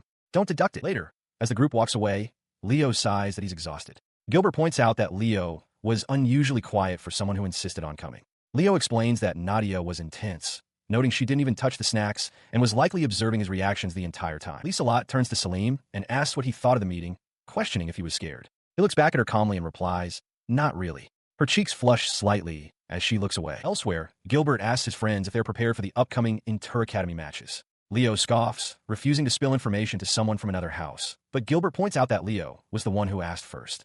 The red-haired youth laughs, encouraging them all to simply do their best. Nearby, Laura Ponetti smiles serenely as her friends call out her name with admiration. They continue to dote on her, commenting on her cuteness and expressing satisfaction that they helped her deal with some bothersome individuals. Watching from a short distance, Salim observes this and feels a sense of relief, glad that she appears to have made genuine friends. His observation is cut short as he steps forward, bending down to pick something up near Laura's feet. The sudden proximity enrages Leo, who demands to know who the man is. He suspects it was a deliberate ploy to get close to her, shouting that such a sneaky move is unforgivable. He turns away with a quiet, triumphant chuckle, leaving Leo shivering with a sudden cold feeling. Gilbert and the red-haired youth are left speechless, while Laura simply notes the arrival of yet another person. As he walks away, book in hand, Laura and her friends watch him depart. A warm, happy blush spreads across Laura's face. Seeing her expression, the red-haired youth remarks on how happy she seemed. He admits that, strangely, he can't bring himself to be angry with Salim. Gilbert concurs, feeling no jealousy and attributing it to the vast difference in their stations. Leo simply reminds them that Salim is, after all, their leader. The red-haired youth elaborates, finding it comforting that a calculating noble like Salim wouldn't make a move on Laura at this particular time. He reflects on the way Salim handled the situation when he first came to Laura's aid. He recalls how, at first, Salim's actions seemed to be a simple act of kindness with no personal gain. Rather than taking charge himself, Salim had bowed his head to a female-led house and entrusted Laura to their care. This gesture, a clear sign of his genuine desire to help, resonated with many of the female students, turning most of them into his admirers. Gilbert agrees emphatically, pointing out how well Salim handles Leo, a commoner. He explains that strong-willed commoners often clash with pushy nobles, but Salim manages the dynamic skillfully. Leo questions if this means their boss isn't swayed by short-term temptations, and Gilbert confirms it, adding that normally, a talented recruit like Leo would become a source of conflict among nobles vying for his loyalty. He continued his analysis, explaining that Salim's approach isn't forceful. Rather, he is slowly and carefully elevating Leo's reputation. Thanks to this subtle method, he noted, the arrogant, high-ranking nobles who neglect their intelligence gathering have yet to even notice Leo's true talent. The red-haired youth listened, a look of dawning realization on his face. He concluded that Salim must have incredible patience, marking him as a truly formidable individual. His mind then drifted to a recent memory. He recalled a day when he received more praise for his sword skills than Leo did, earning him a fierce glare from his friend. He groaned in frustration, realizing that now that he thought about it, Salim's subtle maneuvering had likely affected him as well. Beside him, Leo's expression soured, a silent confirmation of the event. In front of the Grand Academy building, the inter-academy matches are finally set to begin. A red-haired youth, brimming with excitement, turns to his companion. "Let's do this, Salim-sama," he exclaims, ready for the competition. He declares that their joint team, representing the Bergman and Louisver houses, will demonstrate the true power of the regional nobility to the princess. Just then, Nadia Louisver appears with her two companions, Pamela and Julieta. With a confident smile, she reminds them of her presence and proposes that, as allies, they should work together. Her sudden appearance and assertive demeanor make the red-haired youth visibly tense, and he can only stammer out a hesitant agreement. As the teams line up for the 6-on-6 battle, Salim watches Nadia from a distance. He reflects that she is as intimidating as ever, someone he would never want as an enemy. Still, he admits to himself, having her on his side is likely a reliable advantage. The joint team is officially formed. Representing the House of Bergman are Liselot, the red-haired youth, Gilbert, and Salim. From the House of Louisver are Julieta, Pamela, and Nadia. It is noted that the hero, Leo, who has been training with House Bergman, cannot participate. He remains under the jurisdiction of the royal family and is not on the princess's team either. It's believed the royals, unaware of his true strength, are simply observing his steady growth for now. Gathered together, the team discusses their plan. The objective is to break a large glass object on the enemy's side. The red-haired youth suggests a simple, all-out offensive, but Nadia quickly takes charge. She proposes a different strategy. Salim will handle the defense entirely on his own, while the rest of them launch a full-scale assault on the enemy base. She asks if he can manage it, and Salim calmly agrees. As the match starts, the air crackles with disruption magic and the appearance of numerous decoys from the opposing side. Nadia smirks, recognizing their attempt to draw them out. "All right, Salim, defense is all yours," she declares, then gives the order to her teammates. "Time for us to go on the attack." The red-haired youth charges forward, but is immediately intercepted by an opponent who mockingly identifies him as part of the Bergman team. The opponent warns him not to get disqualified by injuring anyone, then contemptuously asks if a team of first-years truly believes they can stand against them. With a swift motion, he strikes the youth down. His arrogance falters as he sees the rest of the team engage. He wonders aloud if the Bergman-Lover team is famous, recalling that his own team wins the championship every year. The battlefield descends into chaos as Nadia and her allies clash fiercely, their opponents shocked by their power. On the ground, the red-haired youth can only stare, bewildered by the sudden, violent turn of events. He shouts in frustration, telling his teammates to hang on as he vows to finish his task and head back to support them. The combined assault from the Louisver and Bergman teams batters against a shimmering magical barrier, but it refuses to yield. One of the attackers desperately calls for backup. Meanwhile, Pamela Sati and Julieta Ginett watch the distant struggle, with Pamela remarking how easy it is to have Salim on defense, noting his skills are on a completely different level. In that moment, the seemingly impenetrable barrier shatters into countless fragments. Nadia Louisver stands where it once was, a confident smirk on her face. She addresses the stunned opponents, questioning if they truly thought underestimating her team was wise, now that their defenses are completely exposed. The red-haired youth and his companions are equally shocked, marveling at the barrier's incredible power, a level of magic they find hard to believe for first-year students, attributing such skill to the Bergman family's renowned abilities. With the second and third rounds concluded, Nadia Louisver strides forward with her team, confident that everything is proceeding smoothly. Her sights are now set on the semifinals. Watching her team pass, Salim Bergman observes that his strategy of letting them charge ahead while he focused on defense seems to be working out well. His teammate, Gilbert, quietly agrees. As the remaining competitors gather, Lieselot Belt remarks with a smile that the outcome is quite special. With this, 3 of the 4 semifinal teams will be led by first-year students. From nearby, an unseen observer notes the prevalence of first years, stating that they have been watching the matches and are eager to see which of them is the strongest. The voice belongs to Mark Sarmiento, who approaches Salim with a wide grin. He mockingly praises Salim as a kind gentleman devoted to defense, then declares he is looking forward to facing him in the semifinals. As the semifinal match begins, he roars for Lord Salim to prepare himself. Across the arena, Salim calmly assesses the situation, noting that Mark's formation is a decoy and that all 5 of them should attack the one real body at once. He realizes that while his initial strategy was effective in throwing them off, his opponents have already seen through it as they charge toward him. Mark leads the 5-person assault, shouting that even Salim cannot withstand their combined might. They converge on Salim, who stands calmly within a glowing magical circle, preparing a counter. Their attacks slam harmlessly against a shimmering barrier. As Mark furiously demands he come out and fight, Salim coolly points out that if 5 of them cannot even break his barrier, they have no standing to make demands. He knows he has an advantage, possessing memories of the future. He watches Mark's seething rage and reflects internally. He thinks that Mark is already strong and doesn't need to keep picking these fights. It must be difficult for a noble to ignore someone who has defeated them, a feeling Salim understands from his life before his rebirth. As his team celebrated their easy semifinal victory, Nadia Louisver dismissed their opponent's strategy as foolish. Thanking Salim for the win, she declared that with the noise from the other side settled, it was time to resolve things with their swords in the final match. Her teammates shared the sentiment. Lieselot Belt, clenching a fist in anticipation, announced that the finals were at last upon them. She rallied the group, urging them to give it everything they had as they stood ready for the ultimate confrontation. Moments later, they faced their opponents in the arena, Princess Rafaela's team. As the princess stood poised with her sword, Nadia remarked to Salim how fitting it was to face them. Salim agreed, noting that their decoy tactic was now known and wouldn't be used again. Nadia affirmed her trust, stating she was counting on his defense as always before Lieselot declared the match's start. At the signal, Princess Rafaela exploded into motion, charging forward with blinding speed. She closed the distance instantly, her blade crashing against Salim's shimmering barrier. From behind his defense, Salim calmly observed the princess's solo attack. Her solo assault was a deliberate strategy. The rest of her team remained in a defensive posture. This tactic was the complete opposite of the all-out offensive their previous opponents had used. This effectively turned the match into a one-on-one battle, the princess's offense against his defense.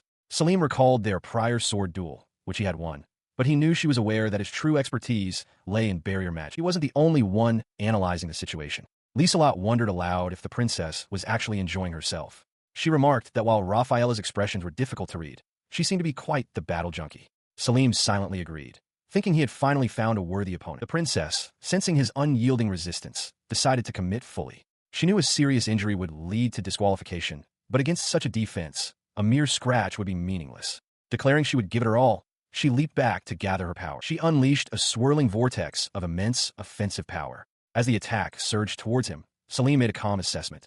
Looking at her overall combat ability, the princess was at this moment slightly stronger than him. He reflects that, as expected, the princess is truly amazing, even when measured against the experience he accumulated before his redo. He realizes, however, that he doesn't actually need to defeat her in this match. His role is simply to buy time until Nadia and the others destroy the opponent's objective. By focusing entirely on defense and conserving his magic, he believes his experience can compensate for her superior combat power, allowing him to hold out as he erects barriers to counter her attacks. She pauses her assault, remarking that while she'd heard rumors he was weak, he is actually quite strong. He thanks her for the compliment, but advises that people don't follow others based on strength alone, suggesting the princess should pay more attention to those around her. He continues, warning her that there may be someone crying in her shadow. As he speaks, a notification appears, stating that being isolated from his classmates will increase his experience points, raising his current level to 35. She stares back, completely bewildered and asking what he is even saying. He observes her, thinking that sarcasm doesn't get through to her, just as Nadia had said. He muses that her immense combat power is completely out of proportion. Suddenly, a triumphant shout echoes across the arena. The match is over. His team has won. While he and the princess were locked in their duel, his teammates successfully completed their objective and now celebrate their victory. Nadia proudly hoists the winner's trophy as the Bergman-Liver Alliance team is declared the champion. In the crowd, Salim reflects that he was worried about teaming up with House Louis-Ver, but went smoothly. Their victory proves that when great nobles join forces, they can stand against even the heir to the royal family. Lieselot, standing beside him, chuckles and asks what he finds so amusing. He replies that while there was no trouble, there was indeed something rather entertaining about it all. Elsewhere, Gelsomina Durante, daughter of the court chamberlain, approaches Nadia with a condescending smile. She remarks that while Lord Salim was occupied with the princess during the final, another match was taking place. When questioned, she laughs, confirming that it was indeed a match she was referring to. In response to the taunt, Nadia wordlessly delivers a powerful punch, sending Gelsomina flying through the air. An onlooker cries out in shock, exclaiming that Lady Nadia just struck that wicked woman. In the aftermath of her violent outburst, the red-haired youth approaches Salim, his face alight with excitement. He declares that seeing Gelsomina struck was incredibly refreshing and satisfying, expressing his regret that Salim missed it. Salim, however, appears flustered and uncertain. He internally grapples with his own feelings toward Gelsomina, especially after what happened with Laura. Hearing this story now, he wonders how he is supposed to respond, reminding himself that gentlemen and ladies should not engage in such conversations. Meanwhile, Nadia stands at the center of the stunned crowd, a quiet sigh escaping her lips as she looks down at her handiwork. She turns to Salim, deciding not to dwell on unnecessary things and instead praise him directly. With a light laugh, she says it's a shame she couldn't see his match, but heard he played a significant role, crediting their victory entirely to his defensive efforts. Her tone shifts, becoming more pointed as she explains that since the Crown Prince came all the way to the academy, he must now understand how the balance of power truly works. Salim looks on, amazed at her foresight, while Princess Raphaela watches the exchange from a distance. Observing them, the princess's expression hardens, her eyes filled with a cold, unwavering resolve. She makes a silent vow. This humiliation will be repaid someday. Her gaze remains fixed on Nadia and Salim, who stand together, unaware of the princess's burgeoning regrets and the promise of future retribution. Inside a well-appointed room, Crown Princess Raphaela and Nadia Louis-Ver discuss the recent tournament. Raphaela remarks on how incredible Salim's barrier magic was, impressed that it even worked on her. Nadia confesses that with all the rumors about his enchanting and healing magic, she hadn't been sure what to expect from him in a real fight. She explains that she was merely gauging his abilities and, as it turned out, her own disruption magic wasn't necessary. She recalls his identity, Salim Bergman, eldest son of Duke Bergman, who suddenly acquired healing magic just before enrolling in the academy. Raphaela finds it truly shocking for someone to suddenly learn healing magic, a skill few people can even use. Nadia adds that Salim seems to dislike the church and is actively keeping his distance, with reports indicating he's healing commoners free of charge. Raphaela's expression hardens as she realizes this could become a problem. This concern is rooted in regional politics. The Louis-Ver family, who live in the mountains, once installed a loyal bishop to lead the church within their domain. They have since gone to great lengths to ensure the church's rigid doctrines do not interfere with their trade with heretics. Any destabilization of relations with the church could easily spill over into their domain. Because of this, Nadia concludes that they will need to continue keeping a close eye on Salim's activities, a sentiment Raphael agrees with. Pamela Sati then chimes in cheerfully, noting that one can't help but watch him, even when not actively trying to. She turns to Julieta Genet, saying she knows what she means, but finds the situation strange. Pamela is certain she must have met the young Lord Bergman in the past, yet she has no memory of him. Julieta, looking perplexed, replies that she doesn't think she could ever forget a face so handsome. Pamela clarifies, asking if they don't remember the arrogant, unpleasant noble boy who was always trying to one-up everyone. She reveals that boy was Salim. The others are stunned into silence, exclaiming that he looks completely different now. Julieta concedes that with his current radiance, she can believe he would heal the sick for free. Nadia adds that while Salim always had refined features, his harsh demeanor worked against him, making the current change seem impossibly vast. Pamela continues, completely smitten, praising the Salim of today as the kind of person who would rescue a female student from bullies. She recalls how, even after his incredible performance in the tournament, he didn't boast and instead sincerely praised Nadia's achievements. She finds it all so refreshing and thinks he's truly something special. Her fawning is cut short by Nadia, who warns her friends not to be so easily won over. She insists there's still a chance Salim is merely scheming and putting on an act. Pamela protests, asking what's wrong with finding him a little charming, while Julieta declares they must build up their resistance to handsome men immediately. Despite her outward skepticism, Nadia privately considers that if Salim is plotting something, she can't begin to imagine what it could be. An idea suddenly forms in her mind. As a way to build their resistance and also to get to know him better, she proposes they invite him to a tea party. She reconsiders her initial assessment of Salim Bergman. When she first read the reports, she assumed he was an ambitious young lord scheming to win public favor against the church. But after meeting him, she is starting to think she was wrong. His remarkable healing and enchanting magic, coupled with his public, free distribution of blueprints for magical tools to help commoners, paints a different picture. She finds it hard to believe someone with such a radiant aura could be secretly planning something evil, and begins to wonder if his intentions are good after all. Her resolve solidifies as she gazes out a window. Having heard that Salim engages in charity work even in the royal capital, she wonders if he will be out again this weekend. She decides she must see for herself what kind of person Salim truly is. Later, she discusses her plans with her friends.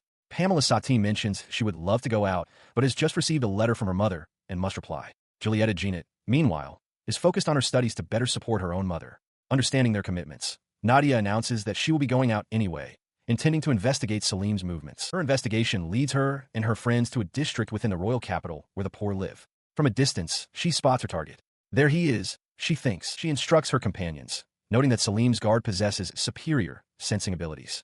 She tells them to maintain their distance and follow from afar, while she herself will use disruption magic to mask her presence and get closer without being detected. A short distance away, Salim stands in a dilapidated courtyard. With a determined expression, he raises a hand and conjures a vast, intricate magical circle that envelopes the area. From her hiding spot, Nadia watches in awe. She reflects that, as expected of a duke's heir, his magical skills are high across the board. His healing and enchanting magic are famous. His barrier magic during the tournament was astounding, and now his control over earth magic is proving to be incredible. She watches as he repairs the residents' homes, accepting only their words of thanks as payment before moving on to the next house, and then the next, his elven guard always nearby. Her observation is cut short when Salim suddenly appears before her. He greets her casually, asking if she is sightseeing in the lower districts. Internally, he remarks to himself that his guard, Katia, saw right through Nadia's disruption magic, just as he'd expect from the Duke's personal guard. He smiles pleasantly, offering to show her around since he knows the area well from his frequent visits. Nadia realizes he intends to play this off as a chance encounter. Salim's guard informs him that they will remain at a slight distance, to which he agrees, delighted. He suggests that his men's presence might make her uncomfortable, proposing they have some time alone. As he points toward an open-air market just ahead, Nadia internally questions his motives. She wonders if this is a strange sort of consideration, or if he truly has no ulterior motives at all. Following his suggestion, they enter the bustling market. He explains that anyone can set up a stall, with people coming from far away, just to sell their wares. As they browse the various goods, Salim approaches a stall run by an elderly man and asks the price of a small wooden doll. The shopkeeper replies that the new piece costs 1 silver coin. Nadia examines the doll, finding it lovely, and agrees to take it. The shopkeeper beams, thanking her for the business as Salim looks on with a gentle smile. Just as the transaction concludes, another shopkeeper interjects, pointing out that the coin Nadia paid with was copper. She confronts Nadia, stating that a silver coin is 10 times that price. The doll maker smirks, confirming that for nobles, that is indeed the going rate. He condescendingly dismisses her, saying the concept is too complicated for a little girl to understand. Nadia's expression hardens, her body trembling with indignation at his blatant dishonesty. She holds up the wooden doll, her anger contained. She asks the shopkeeper if he carved it himself. He belligerently confirms that he did, demanding to know what of it. She simply states that he has real skill. Before the situation can escalate, Salim steps in. He calmly states that a silver coin seems a fair price for such fine craftsmanship. He then turns his attention to the shopkeeper, observing that his back seems to be giving him trouble, likely from overwork. Nadia watches, realizing that if Salim is satisfied, she has no choice but to back down. He tells the man he knows a little about healing and encourages him to continue his wonderful work. A moment later, the shopkeeper cries out in shock. The pain in his back is gone. He stares at Salim, utterly bewildered. As they walk away from the stall, Nadia confronts him. She asks if he just used healing magic, and for free. Salim deflects, claiming that he simply received something from the shopkeeper. He explains that the shopkeeper was a good-natured fellow with skilled hands, and, as a bonus for admiring his work, he gave Salim a doll. Holding it out, he asks Nadia if he may have it. She looks at him, processing his description of the man as good-natured, her suspicion deepening. He presents a pendant to Nadia, remarking on its beauty. She holds the intricate object in her hand and quietly agrees. Her quiet agreement quickly turns to flustered surprise as the shopkeeper's voice confirms the pendant's fine quality. Salim elaborates, praising the delicate craftsmanship and the vitality of its natural motifs. He then turns to Nadia, telling her it is a perfect match for her own vibrant beauty. The direct compliment catches her completely off guard, a blush rising to her cheeks. She internally identifies his technique, a clever trick to lower her defenses with flattery, making it seem like he's praising the object when the true target is her. A dangerous move, she thinks. As she reels from his words, he continues speaking with a serious tone. He reflects on the shopkeeper's craft, noting how he creates wonderful things for common people from simple materials. Salim concludes that nobles must recognize the true value of such work. His earnestness only confuses her more. She clutches the pendant, warning herself to be careful and not be swayed, suspecting this could all be part of a larger plan. Unaware of her turmoil, Salim smiles, reflecting that walking through the city with a girl felt like a normal student experience he'd never had before. His own reflection seems to embarrass him. He stammers, a light blush dusting his cheeks, as he admits he's never had the chance to do something like this before. His sudden, genuine embarrassment shatters her composure. She berates herself for failing to build up a resistance to him, realizing his type is the most difficult to handle. The conflict between his outward sincerity and her suspicion deepens, leaving her completely unable to determine if his actions are genuine or calculated. As the sun begins to set, Salim suggests they head back. Nadia watches him, her internal conflict resolving into a new conclusion. After only a single day, she is convinced he's not driven by vanity or wicked plots. This version of Salim, she decides, is not a schemer. He has grown into a saint. Inside the manor, a maid collapses from the sudden summer heat. Salim Bergman rushes to her side, expressing his regret that his own body reinforcement wasn't strong enough to prevent this. He tells the exhausted woman not to worry, but to let him know before she pushes herself so hard next time. The other servants note that even those with magic are struggling with the intense weather. He reflects that in the 2 months since arriving at the royal capital, his level has been slowly increasing. Deciding to act, he resolves to use his stamina support ability on the maid. A prompt materializes before him, asking for confirmation to restore her stamina. Upon confirming, a cascade of notifications announces that his experience has increased. With his daily quest for a good deed and prayer also completed, he gains enough experience to level up. He exclaims in surprise as he reaches level 40, eagerly wondering what new skill he has unlocked.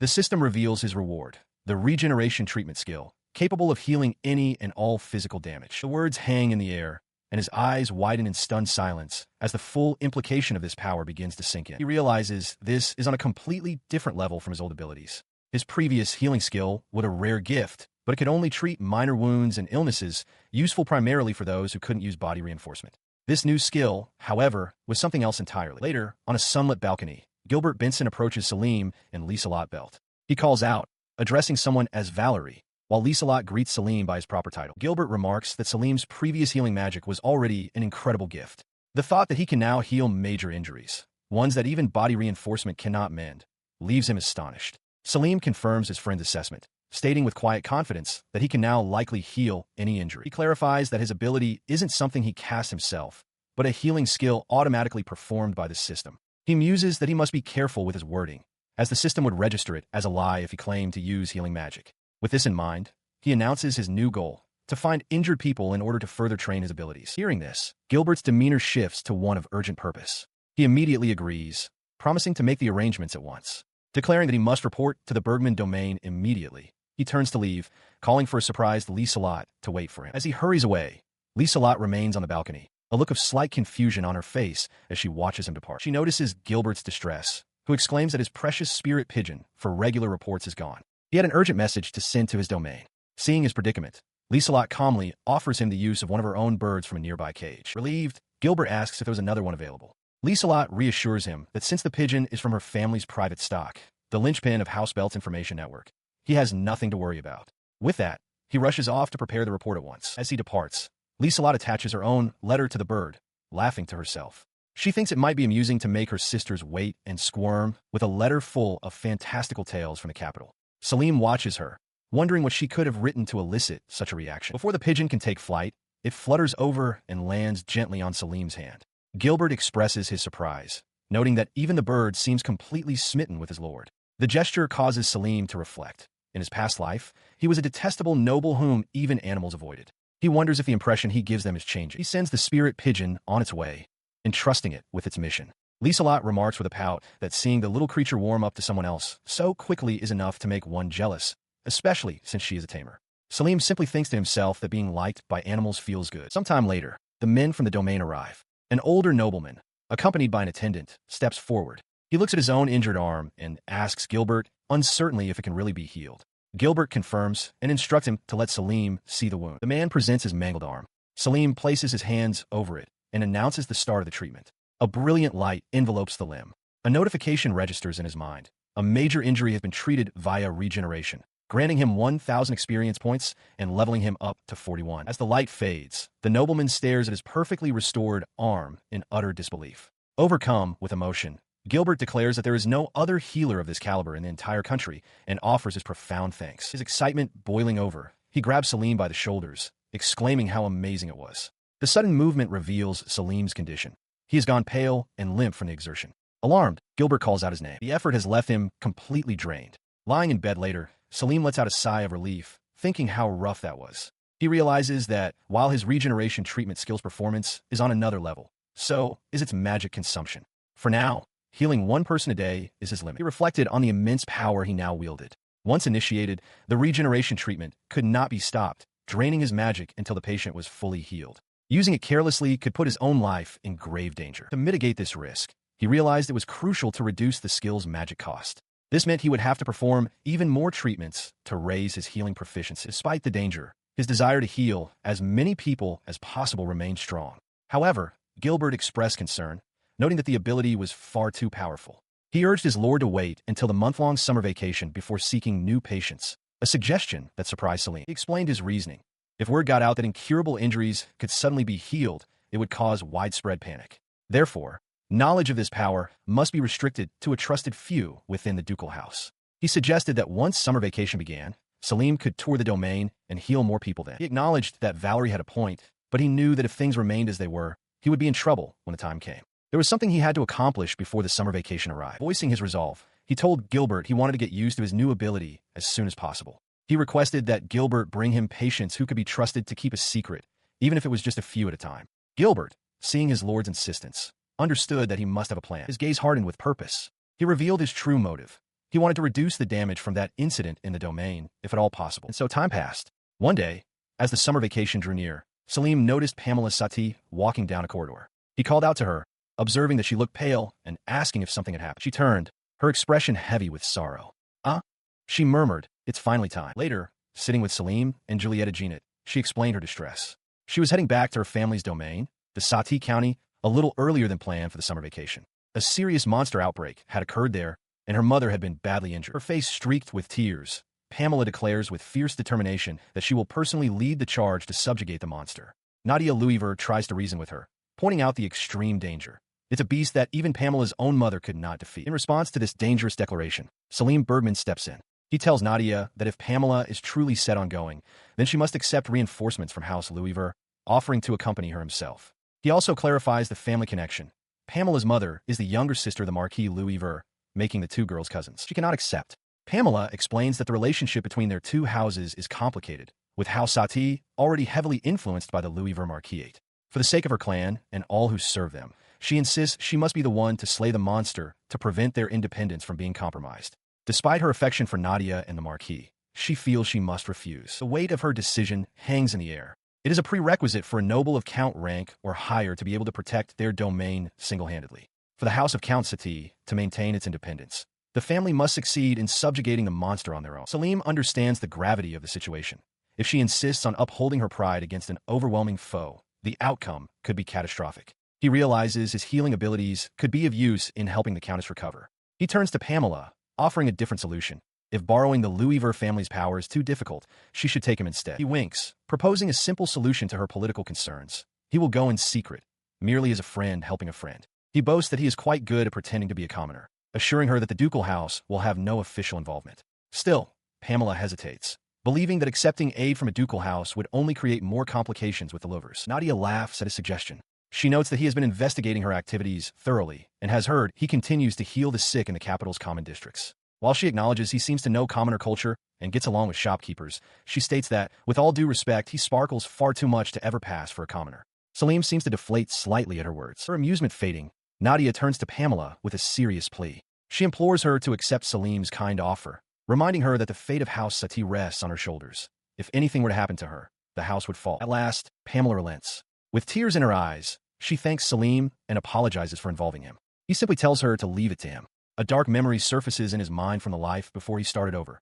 In that timeline, Pamela returned to her domain for this incident, and she died. The vision of her death is vivid and grim.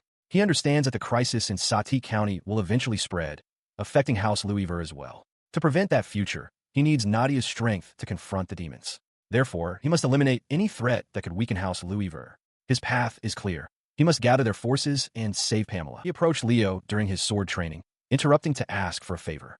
Leo, caught off guard, turned to face him, questioning the request. He explained that he was heading to a friend's estate to help them hunt a monster. Leo listened intently, silently questioning what the son of a high noble could possibly want from a commoner like himself. Salim elaborated on the strange request, revealing that his friend is a noble. To protect their family's honor, he must go disguised as a commoner, and to make the act convincing, he needed an actual commoner to accompany him. He then revealed his true confidence, stating that with the future hero, Leo, by his side, they could defeat any monster. He asked Leo to lend him his strength. Understanding the underlying reason, Leo readily agreed, stating his desire to help them. With the agreement made, the wheels of a carriage began to turn. Leo affirmed his commitment, declaring that he was already indebted to Salim and would follow him wherever he led. Their hunt had officially begun. Within the academy grounds, a small group prepares for a journey. Katia, the elf, fidgets in a new uniform, finding it a bit much compared to the others. Salim Bergman reassures her that it looks good on her. He explains that for this mission, he wanted to limit their party to a few exceptional individuals, regardless of their noble status. He looks to Valerie, Katia, and Leo, stating that he is counting on all of them. Sometime later, Leo is approached by Nadia Louisver. She remarks that if things continue as they are, he will likely have to leave the capital after graduation. She mentions hearing from Salim that House Bergman has not yet succeeded in recruiting him and extend an offer for him to serve House Louisver instead. He tells her he has no intention of leaving the capital, but Nadia counters. She explains that without social standing, joining the royal family service would only get him sent to a remote territory. In contrast, she boasts that House Louisver's prosperous trade would keep him in the capital with regular promotions. Despite the tempting offer, Leo firmly refuses, stating his indebtedness to Lord Salim prevents him from simply passing over House Bergman to serve another noble. Nadia observes his loyalty, noting that he was holding back in his training match against Salim and musing that he's already been tamed. She departs, telling him to keep her family in mind as an option. Later, as Leo sits with Valerie, he explains the encounter. He insists that Lord Salim is not an arrogant noble, but also confesses that he cannot allow himself to be tamed by him either. Valerie reacts with disbelief, shouting that he can't believe Leo would lose to Salim, whom he calls that sparky guy. Leo clarifies that he never loses, but their spars always end in a draw because he can't bring himself to use his full power. Valerie scoffs, saying he couldn't even scratch a man like that. He then recalls hearing from a girl named Mina that Salim goes around healing the sick and fixing houses for free, calling him a saint. He then suggests that if Leo admires Lord Salim so much, he should simply ask to serve him, adding that he doesn't want to be separated from his friend. In response, Leo reveals the true source of his devotion. When he was dying from monster-related food poisoning, Lord Salim was the one who saved his life. He admits Salim's magic is amazing, but questions its usefulness in combat. Valerie looks at him earnestly, proposing that Leo was blessed with his special power for an important reason. He believes that by protecting Lord Salim, Leo would in turn be helping countless other people. Leo agrees with the logic but feels redundant, as Salim is already incredibly strong and has many retainers. Valerie advises him to take his time and make a decision by graduation. The scene shifts, establishing their arrival at a grand estate. They have traveled for 2 days by carriage to reach Sati County, which is situated east of the Louisver domain and to the north of the royal capital. Inside, Pamela Sati is greeted by a young man she addresses as her half-brother, Frederick. He coldly asks who the people with her are. Pamela explains they are commoner friends from the academy, brought on recommendation for their exceptional magic since they lack official affiliation. Frederick scoffs dismissively, accusing her of doing nothing in the capital but gathering a posse of pretty faces. His insult provokes Valerie, who bristles at being called a pretty face. Selim quickly steps in, quietly telling Valerie to control himself as they are supposed to be incognito. Watching the tense interaction, Pamela comes to a somber realization. She and Frederick have different mothers. Her family's history is a complicated one. Her father, Count Sati, possessed barely adequate abilities to rule, managing to maintain his domain only with the support of his clan, his retired parents, and his first wife, a woman from a family of equal rank. That fragile stability was shattered 17 years ago during the Great Monster Outbreak, which claimed the lives of his wife and parents, leaving the Count grief-stricken beside his young son, Frederick. Lacking the ability to maintain the domain on his own, a lifeline was offered by House Louisver. Pamela's grandfather, the Marquis Louisver at the time, gave his own daughter to the Count as a second wife. For a Marquis to give his daughter to a Count was practically unheard of. The ambition to gain influence over the adjacent territory was clear. In the years since, the title of Marquis Louisver passed to Nadia's mother, and their interest in House Sati waned. Still, the fact remains that Pamela is the heir, which explains the strained relationship between her and Frederick, the son of the first wife. In the present, she and her companions stand before her father. The Count, looking weary and aged, sits at his desk and formally welcomes Pamela home. He quickly gets to business, informing her that she will need to head out for a subjugation mission tomorrow. Pamela asks about her mother's condition, while Selim notes that the Count looks old and gloomy for a man of only 50. Her father replies that her mother is in her chambers and can be seen later. Pamela accepts the duty, stating that they cannot allow the people to suffer. Later, in her mother's chambers, she finds the woman lying still in bed. A voice explains that she was struck on the head, but has no external injuries. A maid attending to the Countess elaborates for Pamela and Selim. She says that her ladyship's magic is quite potent, healing any visible wounds, but she has yet to awaken. Selim considers this his hand to his chin. He realizes it's a troublesome condition common to those with high levels of magic. Their power is strong enough to sustain life, but it cannot heal damage to the brain. He lets out a low groan, troubled by the implications of the head injury. He considered his remaining power. After using a small amount of magic to hasten their travel, he still had over 80% of his reserves. He wondered if healing the Countess would truly require nearly all of it. His thoughts were interrupted by Pamela's concern over the monster subjugation mission scheduled for the next day. Realizing the time constraint, he decided to delay the full treatment. For now, he would use a stamina support spell on the Countess, explaining that her own high level of magic should be enough to sustain her. The next morning, Pamela took command, announcing their departure. The subjugation party, led by her and followed by Count Sati, Frederick, and 20 knights of House Sati, headed north into the forest. Selim and his companions followed along behind them. Their journey revealed a grim truth. The monsters had apparently destroyed a small village near the northern fort and were now on a rampage. The next village they encountered along the way had been razed, a scene of utter devastation. The sight of the ruined village was overwhelming for Pamela, who covered her face in distress. Selim, however, surveyed the destruction with a cold, analytical gaze. He focused on the details as Frederick remarked that it was hopeless, claiming the villagers had all been devoured by monsters. Frederick pointed out that while the residents were gone, the buildings themselves remained intact. Selim confirmed he had noticed the same discrepancy. His eyes scanned the scene.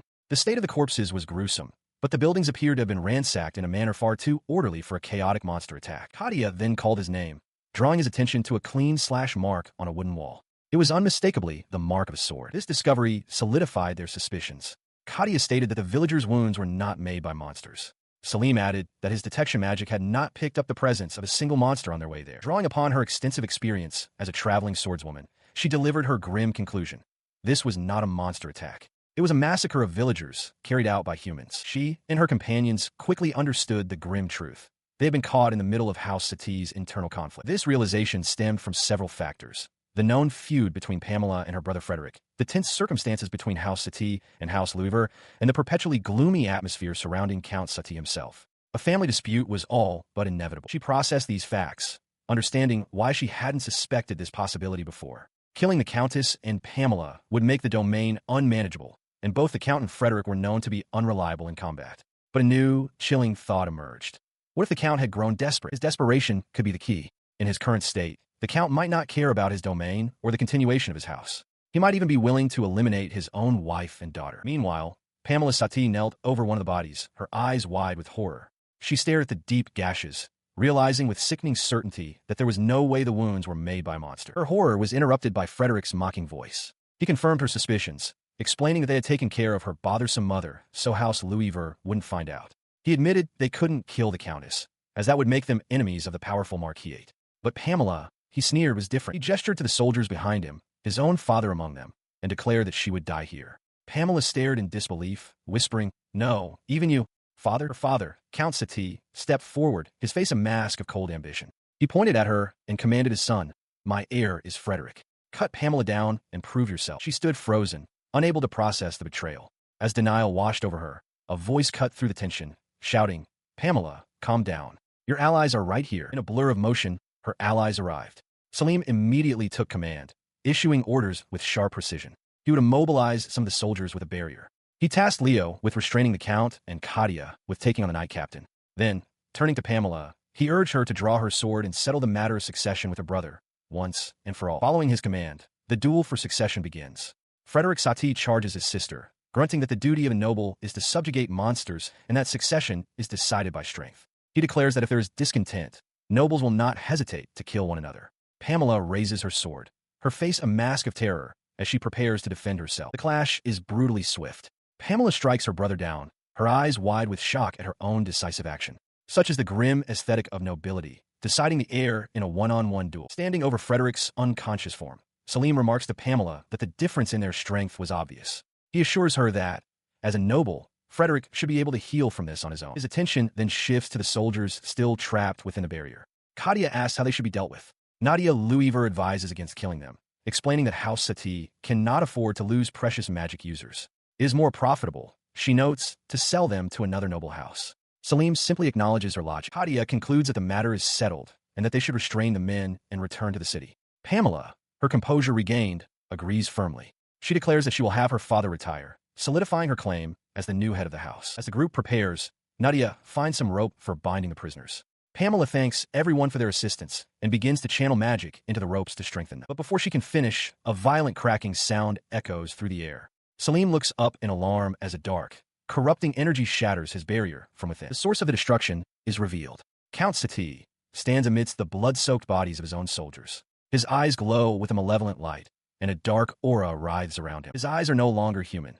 The scara have turned black, leaving only glowing, hateful pupils. Salim recognizes the phenomenon immediately. Demonification, he states grimly, explaining that the Count has been consumed by darkness. Pamela can only stare in horror and whisper her father's name. This is the worst possible outcome. A scene of utter despair unfolds. On a blood-soaked ground, Salim Bergman stands alone, his twin blades in hand, surrounded by the lifeless bodies of the Sati family soldiers. This grim vision flashes before Pamela Sati's eyes. Horrified, she turns to her father, her voice trembling as she asks what he has done. She screams at him, her mind reeling from the carnage. She demands to know why he would do such a thing, crying out that her stepbrother and all the knights have followed him. Salim interrupts, his voice cold and sharp.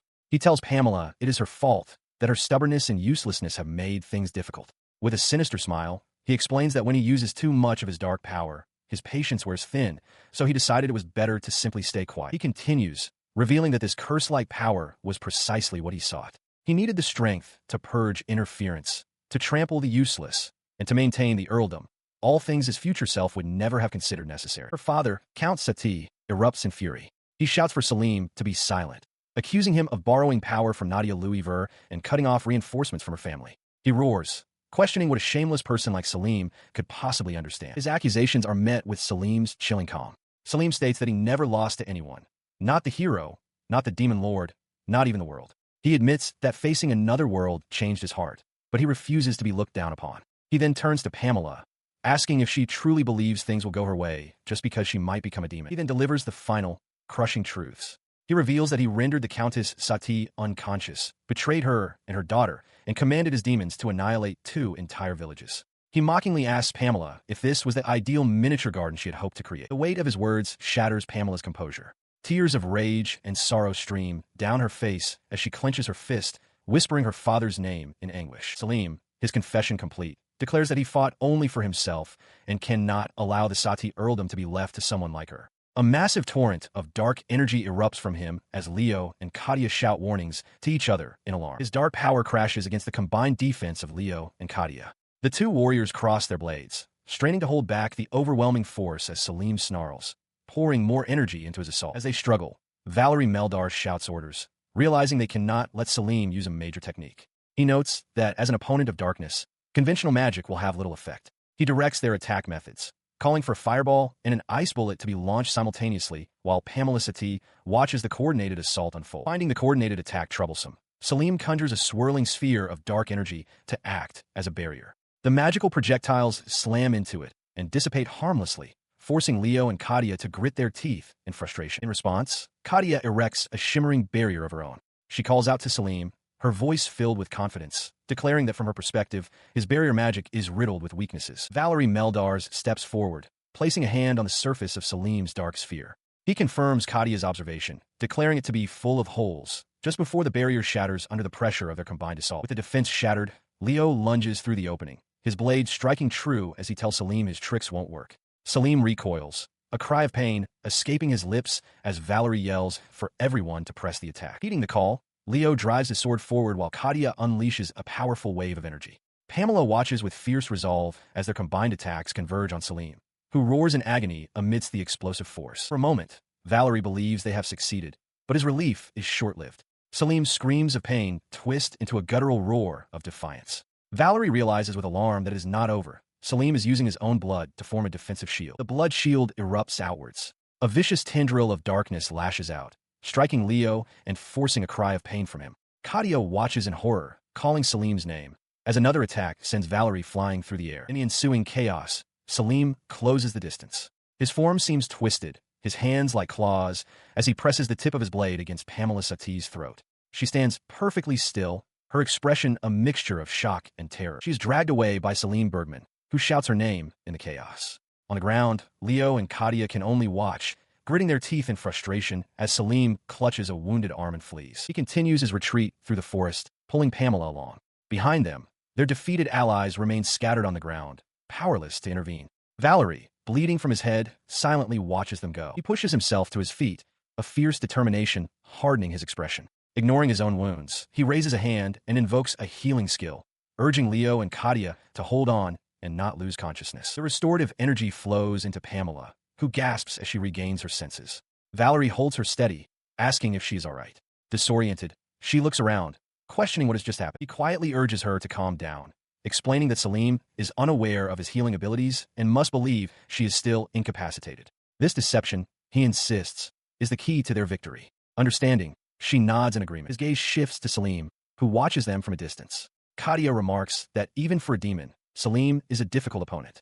Valerie then instructs his allies to focus their awareness on him, preparing for the next move. Seeing them coordinate, Salim decides to press his advantage. He roars that he will shatter their bond and charges forward, sword raised, calling out Pamela's name as he closes the distance to Valerie. He calmly tells Salim to stop, declaring that this is the end. He reveals a startling truth. His son's soul was not merely consumed, but that his vessel has continued to live on inside him. As he speaks, a glowing sigil forms at his feet. With a surge of power, he drives his fist into Salim's jaw. The force of the blow contorts Salim's face in a mask of pain and shock, his vampiric fangs bare. The impact sends Salim staggering backward.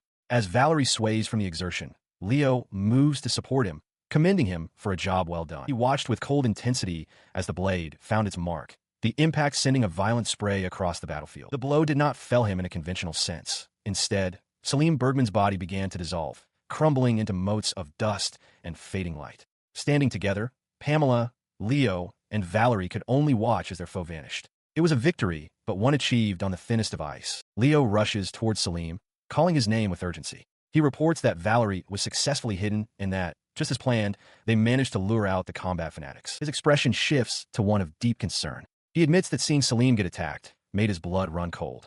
Though Salim's wounds are healing thanks to his body enhancement, Leo points out that his face is pale. Salim, touching his neck, concedes that the injury was quite severe. His gaze hardens slightly as he quietly asks Leo not to press the issue any further. Leo appears troubled, worrying that Salim's compassion seems to extend even to criminals, a trait that could jeopardize his decisiveness as the heir to a duchy. He quickly tells Salim to forget he said anything, but Salim, startled, insists that isn't the case at all. Leo's tone becomes stern, admonishing Salim for coming to such a dangerous place when he should have stayed behind at the Lord's manor.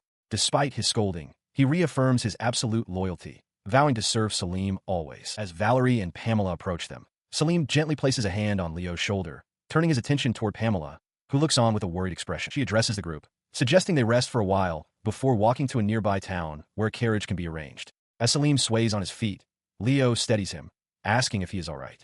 Salim admits that he overused his magic and just needs to rest in the carriage. Under a starry night sky, a carriage makes its way toward a large estate. Inside, Leo watches over Salim, who has fallen asleep with his head resting on Leo's lap. Later, in a bedroom within the estate, Pamela sits vigil by Salim's bedside.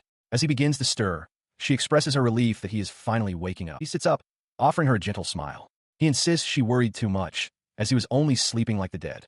Placing a hand to his chest, he admits that recovering from the previous day's magical exertion is taking longer than expected. He explains to Pamela that after a full day of rest, he was able to recover his magical power to its maximum. She then asks about the state of his injuries. She looks at him with an expression of deep concern, her brow furrowed slightly. Her worry deepens. She tells him that while she is trained enough to understand the severity of her own wounds, what happened to him was far from healthy. She then states plainly that his healing magic is not normal. With a calm, steady gaze, Salim confirms her suspicion, replying, "That's right." The memory of his near-fatal injury flashes through her mind.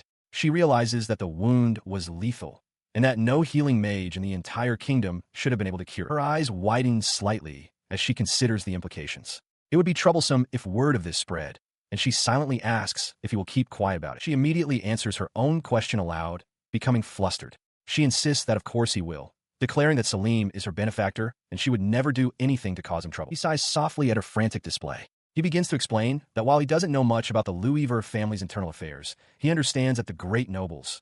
But Pamela cuts him off, shaking her head in denial. He clarifies that the issue isn't her family, but rather that his own system as a great noble is unconventional. Salim explains that discussing it would only cause confusion, so he asks Pamela to keep it a secret. As he speaks, a translucent screen materializes in the air before him. Pamela looks on, bewildered, asking what he is doing by pointing at what appears to be empty space. In a quiet room, a woman with long, dark hair lies unconscious in bed. A hand reaches out, a single finger extended as if to rouse her. Her eyes slowly flutter open, revealing a weary but conscious gaze. As she fully awakens, she sees her daughter, Pamela, weeping at her bedside, and Salim standing nearby. A translucent screen hovers before him, displaying a message. Experience points have been gained from healing, and his level has increased. Pamela, through her tears, calls out to her mother, asking why she is there. The Countess sits up with a start, a wave of alarm on her face. She pulls Pamela into a tight embrace, warning her that it's dangerous to be in this place. Pamela, sobbing with relief, clutches her mother and assures her that everything is all right now. Still weak, the Countess tells Pamela she must leave now, promising they can talk later. As she departs, Salim explains to a confused Pamela that her mother's MP had been completely depleted and she simply needed to rest. He then winks, identifying himself only as Pamela's friend and placing a finger to his lips to signal secrecy. Sometime later, he sits calmly sipping tea as Valerie, Leo, and Gilbert arrive. Valerie asks how he is feeling. Salim reassures them, explaining that he was only asleep for 2 days and that the magic he expended on the healing has already fully recovered. His relaxed demeanor shifts to one of focused inquiry. He looks towards his companions, asking pointedly why Valerie and Leo came to see him alone. In response, Leo steps forward and kneels before him, bowing his head in a formal gesture of fealty. He makes a solemn request to be assigned to the Bergman family so that he may serve Salim directly. The unexpected declaration catches Salim completely by surprise. He stares down, wide-eyed, at Leo, who remains kneeling with his head bowed in deference. His shock gives way to audible disbelief. He exclaims aloud, astonished that Leo is actually showing him proper, formal respect. As Leo stood silently, Gilbert remarked that he had previously thought it would be impossible to teach proper manners to someone from a nursing home. He conceded, however, that Valerie's effort to recruit Leo had ultimately been a success. Valerie then explained his own reasoning, stating that he had initially thought it a waste for someone as unexpectedly strong as Leo to remain in a local post. He continued, revealing that the recent incident and his experiences at the academy had shown him the corruption within noble society, which stood in stark contrast to how Salim devoted himself to helping others. His words prompted a moment of reflection from Leo, who quietly affirmed that he had come to understand. He then turned his gaze to Salim, declaring that he could not miss the opportunity to serve such a person. The way people looked at Salim, he explained, was different from the way they had looked at him before he was a hero. With his decision made, Leo formally accepted, stating that his power would now move for Salim and that he looked forward to serving him. With the matter settled, the group recovered their strength and bid farewell to Pamela and her mother. Aboard their rattling carriage, Salim asked if Leo wasn't returning to the academy. Leo explained that he had already entered the summer vacation period. When Gilbert asked if he was heading to the Bergman territory, Salim looked surprised, realizing he too would be going. After some time on the road, he stepped out of the carriage to stretch his legs under the open sky. He took a moment to read a letter given to him by Pamela. He recalled her words of thanks and her apology that this was all she could offer as an official gesture of gratitude. The letter, penned by her mother, laid out the stark consequences of recent events. It stated that Counts Sati and Frederick had been stripped of their titles for their demonic plot. While Pamela remained a student, her mother would act as head of the family. The Sati territory would face great hardship, and they would now rely on the Louisver family for support. The letter concluded by stating that her role was finished and no further reward would be offered. Pamela had explained its purpose before he left, stressing that the Sati family's stability was now their utmost priority. She then confessed that the letter, which contained the truth of the incident, was essentially her weakness. She had offered the letter to him, proposing that as long as the Sati family existed, they would cooperate with House Bergman. She even suggested he could use it as a threat. Taking the document, Salim had accepted it, but firmly stated he had no intention of using it in such a way. He holds the condensed letter, a swirling orb of dark energy, in his hand. Before him, Pamela Sati bows deeply, expressing her gratitude for his kindness, though she acknowledges it is an unofficial arrangement. As she departs, Valerie approaches, exclaiming Salim's name and chiding him for not acting like a proper noble. Salim retorts that he is not that sort of person. As the son of a duke, he must prioritize the greatest benefit for his family and territory, and that helping Pamela without expecting anything in return was a mistake. He then turns his attention to Leo, explaining that while acting as a seeker compelled by the system, he held some decent intentions. However, he confesses that in the process of redoing his life, he committed a great sin in the future and now feels uneasy taking advantage of people's weaknesses. Gilbert, overhearing this, asks if Salim is disappointed, noting that helping friends in exchange for materials is a poor bargain. With a slight smile, he reveals that after observing Salim for the past 6 months, he has made his decision. He then makes his intentions clear, declaring with conviction that Salim is his only master. Salim, slightly taken aback, accepts his service. Gilbert clarifies that he will serve Salim personally, not the house, and apologizes for his previous observation. This exchange causes Salim to realize that both Valerie's and Gilbert's perceptions have sharpened, and he can no longer afford to be naive, reflecting that he almost tried to flee from the demon. With his retainer's loyalty secured, he turns to Leo. He muses that he still doesn't understand the system that burdened him with the sins of his past life, then proposes a spar. He wants to bring Leo to the ducal house to help him develop his high potential, stating that the hero must be at his strongest to prepare for the coming crisis. The hero agrees, acknowledging that he is beginning to feel the weight of that responsibility. He adds, however, that there are some concerning points about the battle that he wishes to discuss. Moments later, inside a training hall, the two face each other. Leo states that after 3 months of training together, he understands his best strategy. Use barrier magic for defense, demonic magic for long-range attacks, and overwhelm opponents in close combat. He invites Salim to attack as he pleases, as both magic and swords are permitted. In response, Leo unleashes a formidable technique, combining wind, barrier, and demonic magic into a single, powerful spell. He challenges Salim to deal with his flame whirlwind. Salim recognizes it as a composite magic he taught him, a look of surprise on his face. He watched the spell approach, his expression hardening with concentration. The attack was indeed powerful, but he judged it to be something he could withstand. Still, a nagging thought surfaced. If he simply defended, he had a feeling he would lose. This realization brought another thought to the forefront, something he'd first noticed during his battle with Count Sati. The current Leo, while strong, did not yet possess the overwhelming power he remembered from the future. As he faced Leo, who stood ready amidst the swirling remnants of his magic, a new and troubling concern took root in his mind. This was a problem. He now felt that he was somehow failing in Leo's development. Leo inquires about the new skill Salim has acquired, noting that he seems to have grown stronger. Salim affirms this, but his expression is laced with uncertainty. From a short distance, Duke Bergman observes them, laughing boisterously and remarking on the interesting spectacle before him. The Duke's laughter ceases as he strides towards them, his presence filling the space. He addresses Leo directly, asking when he arrived before revealing that he had witnessed their recent battle. His gaze sharpens as he demands to know about the commoner boy Salim brought from the academy, questioning if this newcomer is stronger than his own son. Salim quickly steps in, insisting that he is not Leo's enemy. His father erupts in fury, roaring his disapproval. He questions how such meekness and lack of spirit could possibly befit the next Duke Bergman. He then turns his attention back to Leo, placing a heavy hand on his shoulder. The Duke asks if Leo doesn't see it as well, that his son is far too weak and gentle.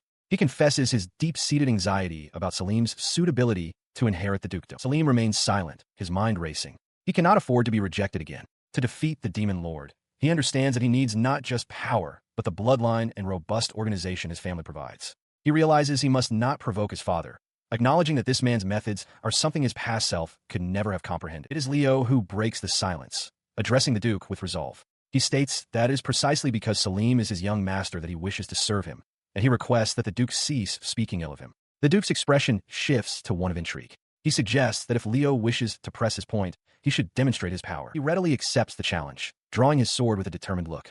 As you wish, he declares. Salim, alarmed, raises a hand to stop them, exclaiming that his father is being far too unreasonable. With a cry of "Here I go," he lunges forward. He knows that at this point in time, he is considered the strongest of his generation.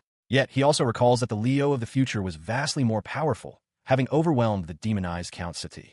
By that standard, his current self is still weak. The Duke watches the approaching attack with a confident smirk. He recalls his past self's plan, making Leo a noble at the academy to awaken Salim's potential. With his memories of the future, he knows that plan failed. Now, to prevent ruin, he must act differently. He judges that for the yet untempered Leo, his own battle-hardened self is a far more fitting opponent, dismissing the boy's current strength as nothing more than a thin veneer. In an instant, the Duke raises his hand and unleashes a maelstrom of dark, swirling energy. The ground erupts, and the force of the blast sends Salim flying. Leo stands frozen in shock, questioning what he is witnessing as the overwhelming power surges towards him. He unleashes a torrent of raw power, a force he gleefully compares to a natural disaster. With a wild grin, Duke Bergman declares this a true test of strength, roaring that if they wish to survive, they must use the castle's protective magic. Caught in the swirling chaos, Leo's expression hardens, his eyes filled with unwavering resolve as he faces the overwhelming assault. Meanwhile, Salim raises his hands, conjuring a protective barrier. He observes the Duke's power, realizing with a start that its strength seems to fluctuate based on emotion. His son's display only deepens the Duke's amusement. He laughs heartily and makes a sudden decision. He will take Leo to the borderlands during the summer break. He declares that Leo has considerable potential and that this will be enjoyable. Salim immediately protests, stating that this is a waste. He argues that he has his own duties treating the common folk and that Leo would be better served helping him rather than fighting monsters. Despite the objection, Leo calmly accepts, understanding that he needs to become stronger. Sometime later, as the Duke and Leo prepare for their journey, Salim approaches. He questions his father's early departure, noting it's half a month ahead of schedule. The Duke confirms that something came up, finalizing the decision for Leo to accompany him. His composure finally shatters. Salim confronts his father, demanding to know why he is so suddenly enacting this plan and if he truly intends to follow through on his absurd suggestion. The Duke's expression turns serious as he explains the reason. Leo is simply too strong. The explanation forces Salim into a moment of stark realization. He understands that if they simply make Leo a retainer, the royal family will eventually try to claim him. To prevent this, they must forge a stronger bond beforehand. He concludes that if Leo's true power becomes widely known, a marriage into the family might be the only way to secure him. As if reading his thoughts, Duke Bergman dismisses the idea. He states that forcing a marriage on Leo, a commoner, would leave a troublesome precedent. Instead, he offers a better judgment, adopting Leo as a son. He considers his father's proposal. If Leo were adopted, he would become a member of a great noble house, not just a subordinate. This would elevate Leo's standing far above any other commoner, protecting him from future troubles. Salim acknowledges it as a good plan. He whirls on Leo, his voice rising in disbelief. He points out that Leo needs his equipment sorted out, exclaiming that he was wearing the Royal Branch student uniform. He demands to know if Leo managed to defeat him while wearing what amounted to simple cloth. His agitation gives way to a flurry of planning. He declares that they can't have that and will get silk lizard leather from the south. He announces that he will personally design new shoes and gloves for Leo, enchanting them with magic tailored to his movements for maximum efficiency. As Leo stands stunned, both Salim and Duke Bergman press in with enthusiasm. Salim reassures him not to worry, as the Bergman family would never be stingy with reinforcement costs. The Duke booms with pride, vowing to raise Leo into the strongest warrior of their era. A man in formal attire approaches Leo, explaining that nobles often act as patrons, collecting talented individuals. He remarks that Salim was never like this before, but seeing him now, he truly resembles his father. Leo simply responds, "Leave it to me." Salim then grabs Leo's hand, his expression alight with fierce determination. He declares that he will take full responsibility for Leo, promising to make him stronger than he ever was in his previous life. The scene shifts to an elegant room where Nadia, Louis Ver, and Countess Sati stand by window. Nadia confirms she has cast anti-eavesdropping and anti-theft magic before turning to the Countess, asking her to now tell her the truth of what happened. The Countess begins her account, confirming that Salim took care of everything. She reveals the grim outcome. Count Sati, Frederick, and 20 of their knights are all dead. She clarifies that Salim and his attendants were all unharmed because it was not a monster extermination, but a succession dispute. She continues, explaining that while she knew it was dangerous, she never imagined their combat strength would increase so dramatically. The Countess adds that her aunt caused Pamela a great deal of trouble, and she is certain that if Salim and his companions hadn't been there, she would have died. Her voice trembles with emotion as she confesses that she wasn't the only one hurt. Her own mother suffered a fatal wound. She recounts how her father's ambition, fueled by his connection to the royal family, brought terrible suffering upon their people. She had promised Salim she would get treatment and tell no one, not even Nadia. Overwhelmed, the Countess clutches her head, lamenting that Salim did so much for them, yet demanded nothing, simply returning to his own territory. Nadia listens intently, her expression firm. She tells the Countess she understands and to entrust what comes next to the Louisver house. She considered the complex web of politics, realizing that by leveraging the situation, they could remove her own family's interference and indebt the Satis to the Bergmans. A direct conflict between the Duke and the Louvers would only plunge the Sati lands into chaos. She sighed, lamenting the existence of such scheming nobles in the world. Her words left Pamela flustered, her face flushing as she thought of Selim. She wondered how she could possibly face him when the second term began, feeling utterly unconfident.